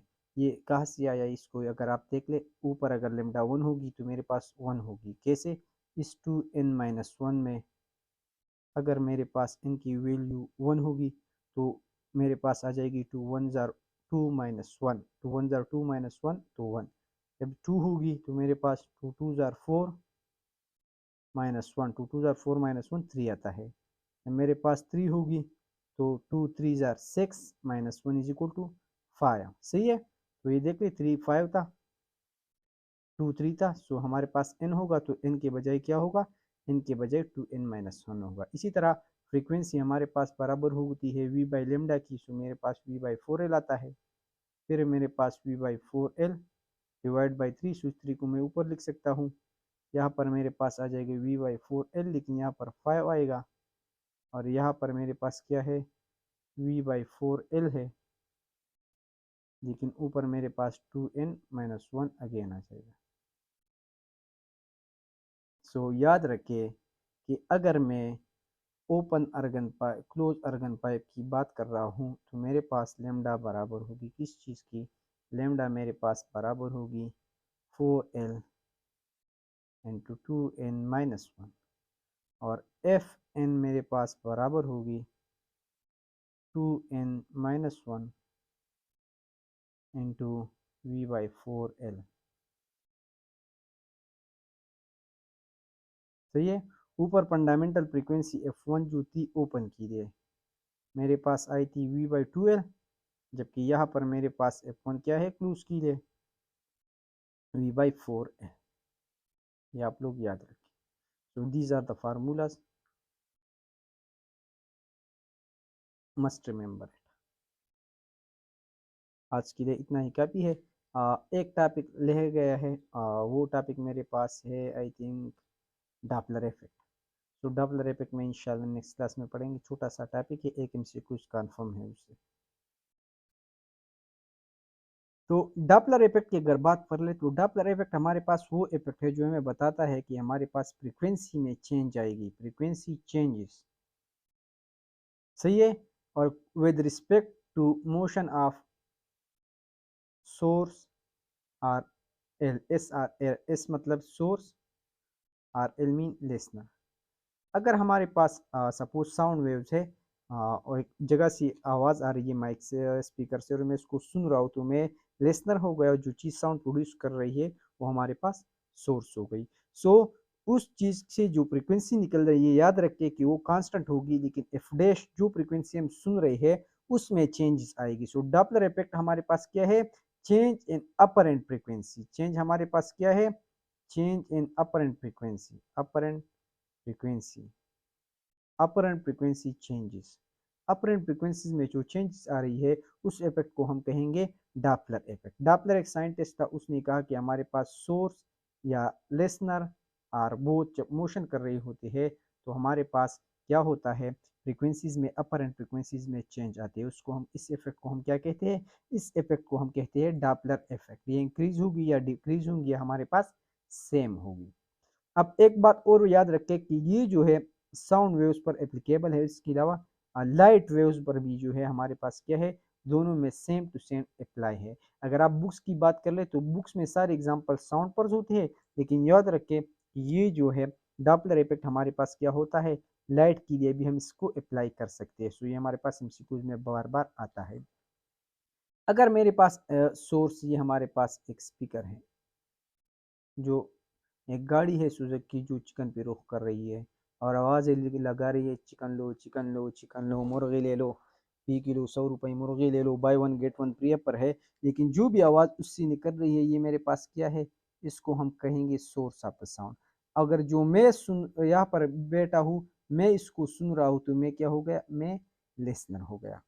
अब बहुत सारी पॉसिबिलिटीज़ है। सही है, फॉर एग्जाम्पल ये सोर्स हमारी तरफ आ रहा है, मुझसे भाग रही है, मैं इसकी तरफ जा रहा हूँ, मैं उसके अपोजिट साइड पर जा रहा हूँ, या मैं इसकी तरफ जा रहा हूँ, ये भी मेरी तरफ आ रही है ये गाड़ी, मैं इससे भाग रहा हूँ, ये भी मुझसे भाग रही है। तो बहुत सारी पॉसिबिलिटीज़ है। या मैं इस डायरेक्शन में चल रहा हूँ, ये भी मेरे साथ चल रही है। सही है, तो इसको हम कहेंगे डॉपलर इफेक्ट। अब इसको कुछ कुछ केसेस पढ़ते हैं, पहले सोर्स को मूव करते हैं फिर लिसनर को मूव करते हैं। For example the first case हमारे पास ये है, अगर सोर्स मूव कर रहा है towards the listener. So simple सा पॉइंट है, सिंपल। इसको आप इस तरह लिख के कि अपरेंट फ्रीक्वेंसी जो है वो हमारे पास इस फ्रीक्वेंसी पर डिपेंड करेगी, रियल पर। सो इस साइड को अगर मैं वी से मल्टीप्लाई या डिवाइड कर लूँ मेरे पास कुछ फर्क नहीं पड़ता, it don't care, v cancel with v. अब आप लोगों ने यहाँ पर एक पॉइंट याद रखना है, ये इसके साथ छोटा सा एल लिख के, इसके साथ छोटा सा एस लिख के, ऊपर एल लिख के नीचे एस लिख के। My name is Shamsul Amin, SHAMSUL, ये एल हो गया, ये एस हो गया, ऊपर एल नीचे एस, सही है, ऊपर एल नीचे एस। सो इसका मतलब ये है, ये ट्रिक इसलिए है कि जब भी लेसनर मूवमेंट करेंगी तब हमारे पास क्या होगा, इस एल में चेंज आएगी, ऊपर जो वी है इसमें चेंज आएगी। जब एस मूव करेगा सोर्स तो फिर नीचे वाली वी में आप लोग चेंज करेंगे, और चेंज किस तरह करेंगे वो डिपेंड करेगा इस मूवमेंट पर, कि आगे की तरफ जा रही है, पीछे की तरफ, लेसनर की तरफ जा रही है, लेसनर से भाग रही है। अब अगर आप लोग देख ले इस फार्मूले को, एफ डैश जो है ये डायरेक्टली प्रोपोर्शन है वीएल को, इनवर्सली प्रोपोर्शन है वीएस को। मींस वीएल ज्यादा होगी तो एफ डैश ज्यादा होगी, वीएस कम होगी तो एफ डैश कम होगी। अगर ये दो बातें आप लोग को समझ आ गई है तो Doppler effect is just a piece of cake, सही है। दूसरी बात, जब एस मूवमेंट करती है तो और लेसनर मूवमेंट करती है तो हम आसानी के लिए इसको वी और वी डैश से डिनोट नहीं करते, फिर मसला होगा। हम कहते हैं कि ये मूवमेंट कर रही है विद स्पीड ऑफ ए और ये मूवमेंट कर रही है विद स्पीड ऑफ बी। सो ए हमारे पास सोर्स के लिए होगा और बी हमारे पास लिसनर के लिए होगा। ये दो बातें आप लोग जो है याद रखें, सही है। अगर ये बातें आप लोगों को समझ में आ गई हो तो this is the Doppler effect, बिल्कुल इजी चीज है। अभी मैं आप लोग को एक एक बिल्कुल फिंगर टिप्स पर बता देता हूँ कि सपोज सोर्स मूव कर रही है तो वॉज लेस, ऊपर एक वहां से एक गाड़ी आ रही है, चिकन लो मुर्गी लो की आवाजें लगा रहा है और मैं यहाँ पर बैठा हूँ, वहां से मेरी तरफ जो है आ रही है, तो क्या होगा अभी सोचें। वो आवाज थोड़ी थोड़ी तेज होगी मीन उसकी फ्रीक्वेंसी चेंज हो रही है। सो अगर दूर से गाड़ी आ रही है आपकी तरफ चिल्ला रही है चिकन लो, तो इसका मतलब ये है कि वो जो मैं फ्रीक्वेंसी सुन रहा हूँ वो वक्त के साथ साथ इंक्रीज हो रही है। सो पहली बात तो ये है कि एफ डैश इंक्रीज होगी, it is crystal clear from the common sense. अब इसको मैं प्रूव करूंगा। तो मेरे पास जो एफ डैश है, आप लोगों को मैंने कहा कि एफ डैश बराबर होगी एफ की, लेकिन इसके लिए v is equal to v divide by v, नीचे जो है ये मैंने इसके लिए लिखा था, इसमें चेंज आएगी, कितनी चेंज आएगी, वो चेंज मेरे पास बराबर होगी जिस स्पीड से वो मेरी तरफ आ रही है। तो ये देख लें, अब ये एफ डैश को मैंने ज्यादा करना है, एफ डैश ज्यादा कब होगा, जब वी एस कम होगा, एफ डैश ज्यादा वी एस कम होगा तो एफ डैश ज्यादा होगा, जो इस केस में हो रहा है।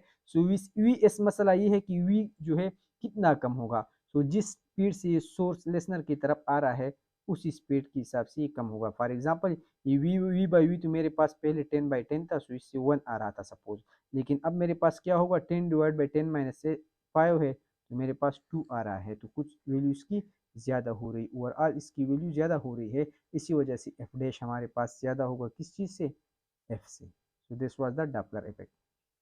अब अगर सपोज ये सोर्स जो है ये मुझसे दूर भाग रहा है लिसनर से, मैं लिसनर हूँ, ये मुझसे दूसरी तरफ चल रही है। अब इसका एग्जांपल ये है कि ये मैं वहाँ पर खड़ा हूँ, अब ये जो गाड़ी है जो हमारे पास मुर्गी पे रुख कर रही है, चिकन लो की आवाज़ें लगा रही है, ये इस तरफ जा रही है, मैं यहाँ पर खड़ा हूँ, तो फिर क्या होगा, एफ डैश बनेगा v divide by v f. अब ये फ्रीक्वेंसी तो डिक्रीज होगी, अब डिक्रीज कितनी होगी, जब ये वैल्यू जो है मैं डिक्रीज कर लूँ, अब ये कैंसिल हो रही है, 1 आ रही है, इसको मैंने डिक्रीज करना है, 1 से भी मैंने क्या करना है, इसको कम करना है। सपोज ये अब 10/10 है, ये वी 10/10 1 आ रही है, तो इसको मैंने इससे कम करना है, मुझे जो वैल्यू आ रही है उससे कम चाहिए। द रीज़न ये कि ये एफ डैश एफ जो है ये उधर जा रही है, मुझसे दूर जा रही है, तो क्या होगा, ये कब तब होगा जब नीचे डिनोमिनेटर जो है ज़्यादा होगा। अगर मैं 10 को 20 से डिवाइड करूँ तो मेरे पास तब 0.5 आएगा। अब ये v जो है मेरे पास कितना ज़्यादा होगा, डिपेंड होगा इसके वेलोसिटी पर। सो एफ डैश मेरे पास आएगा v डिवाइड बाई v+1। इसी तरह अगर एक गाड़ी जो है वो चिकन पे रुख कर रही है, वो अपनी जगह पर है, लेकिन मैं इसके करीब जा रहा हूँ तो फ्रीक्वेंसी ज़्यादा होगी, और वो फ्रीक्वेंसी कितनी ज़्यादा होगी, वो जिस स्पीड के साथ मैं जा रहा हूँ। मैंने आप लोगों को कहा अभी मैं जो है मैं जा रहा हूँ, चिकन खरीदने जो है मैं जा रहा हूँ इस महंगाई में, पागल हो गया हूँ ना, आई एम गेटिंग मैड इस वजह से, जस्ट किडिंग। अब ये जो है ना, ये जो लिसनर मैं हूँ ना, तो अब मैं जा रहा हूँ, तो अब मैंने आप लोगों का जब लिसनर मूवमेंट करेगा तो इसकी स्पीड को मैं बी सी डिनोट करूंगा। तो जब मैं जा रहा हूँ तो ऊपर जो वैल्यू थी वी में, अब मैं इस पर मैंने इसमें चेंजेस कर की, मैंने आप लोगों को कहा कि ये ऊपर वैल्यू मेरे लिसनर के लिए होगी। अब ये जो है एफ डैश ज़्यादा हो रही है, इसकी वजह से मैं एफ की वैल्यू ज़्यादा करूँगा। अगर मैं जो है अवे भाग रहा हूँ, एल जो है अवे भाग रही है किस चीज़ से, सोर्स से, तो फिर क्या होगा, ये मैं अच्छा काम कर रहा हूँ, v minus p divide by v f आएगा। इसी तरह अगर मेरे पास जो है 1 2 3 4 5 नंबर कैसे, एक सोर्स है और एक लिसनर है, दोनों एक दूसरे के करीब आ रहे हैं, तो अभी क्या होगा, एफ डैश मेरे पास बनेगा एफ, ये वी है, ये वी है। तो मैंने आप लोग को बताया अगर सोर्स लिसनर की तरफ मूव कर रही है तो नीचे वाली वैल्यू से हम इसकी स्पीड में है माइनस करेंगे। फिर मैंने आप लोग को बताया अगर लिसनर सोर्स की तरफ जा रही है तो ऊपर वाली इस की वेस के साथ मैं जो है इसको इंक्रीज करूंगा, एफ डैश ज़्यादा होगी। याद रखें कि एफ डैश बहुत ही ज़्यादा होगी, रीज़न ये है कि ऊपर की वैल्यू बढ़ रही है। पहले मेरे पास अगर वी बाई वी मेरे पास 10/10 थी, तो ऊपर की वैल्यू वी प्लस ए, इसको मैं 10 + 10 20 करूंगा, वी से माइनस करूंगा 10 - 5 या 10 - 9, इसकी वैल्यू 1 हो जाएगी फॉर एग्जाम्पल। तो ऊपर की वैल्यू बहुत ज़्यादा हो रही है, नीचे की वैल्यू बहुत कम हो रही है, इसकी वजह से जो 1 की वैल्यू थी वो मेरे डायरेक्टली 10 से 20 हो गई, सो बहुत ही ज़्यादा इंक्रीज आएगी। अब इसी तरह अगर एस इसी तरफ भाग रहा है, एल इसी तरफ भाग रहा है, तो मेरे पास एफ इस तरह आएगा, वी माइनस, याद रखिए यहाँ पर मेरे पास ये बी होगा, तो ये मेरे पास है V minus B into V plus A F. यहाँ पर अब देख ले, अगर मेरे पास वी बाई बी सपोज 10/10 था, तो ये देख ले ऊपर की वैल्यू से मैं बी माइनस कर रहा हूँ, सपोज ये बी मेरे पास 9 है, 10 - 9 से 1 आएगा। अब इसके साथ ऐड भी कर रहा हूँ, 10 + 1 = मेरे पास 19 आएगी। तो मेरे पास ये देख ले ये 0.1 से बहुत ही कम वैल्यू आ रही है, तो फ्रीक्वेंसी बहुत ही ज़्यादा कम होगी as compare to this one. ऊपर वाले केस में फ्रीक्वेंसी बहुत ही ज़्यादा थी मेरे पास as compare to this one. तो ये हमारे पास क्या था, ये मेरे पास था डॉपलर इफेक्ट। अब इसी डॉपलर इफेक्ट के फायदे क्या है, इसी डॉपलर इफेक्ट से हमारे पास जो स्टार्स है उसकी जो हमारे पास अर्थ के साथ जो डिस्टेंस है वही हम इस डॉपलर इफेक्ट से फाइंड करते हैं, क्योंकि हम उनसे जो है ये फ्रीक्वेंसी अपरेंट फ्रीक्वेंसी जो है हम फाइंड करते हैं, तो इसकी वजह से हम जो है वो फाइंड कर सकते हैं। इसी तरह अगर एक प्लेन है,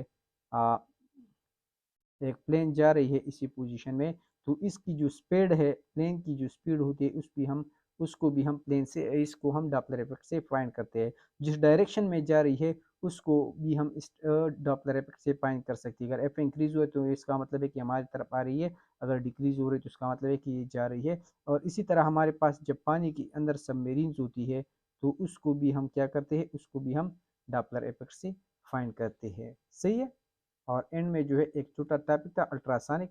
सो अल्ट्रासोनिक को याद करने की ज़रूरत नहीं, उसको सिर्फ याद रखें कि इसकी फ्रिक्वेंसी हमारे पास 20 किलो हर्ट्ज से लेकर 20,000 हर्ट्ज या 20 किलो हर्ट्ज से लेकर 100 किलो हर्ट्ज तक होती है। सो जिस वेव्स की फ्रिक्वेंसी हमारे पास 20 किलो हर्ट्ज और 100 किलो हर्ट्ज के बराबर होगी उसको हम कहेंगे अल्ट्रासोनिक वेव्स।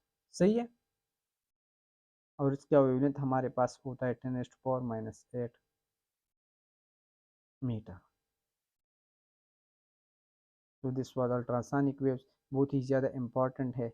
क्लीनिंग मेटल में यूज़ होती है, न्यूरो सर्जरी में, किल बैक्टीरिया कैविटेशन में यूज़ होती है हमारे पास। हमारे इसको सर्जरी में यूज़ करते हैं, जिस सर्जरी को हम कहते हैं ब्लडलेस सर्जरी, मीन्स बंदी से खून नहीं निकलती और इसकी सर्जरी कर देते हैं। हमारे पास जब बॉडी में ट्यूमर हो तो हम इसको इससे फाइंड कर लेते हैं। तो non destructive testing of metal भी हम इससे करते हैं। सो ये हमारे पास की कुछ यूजेस हैं।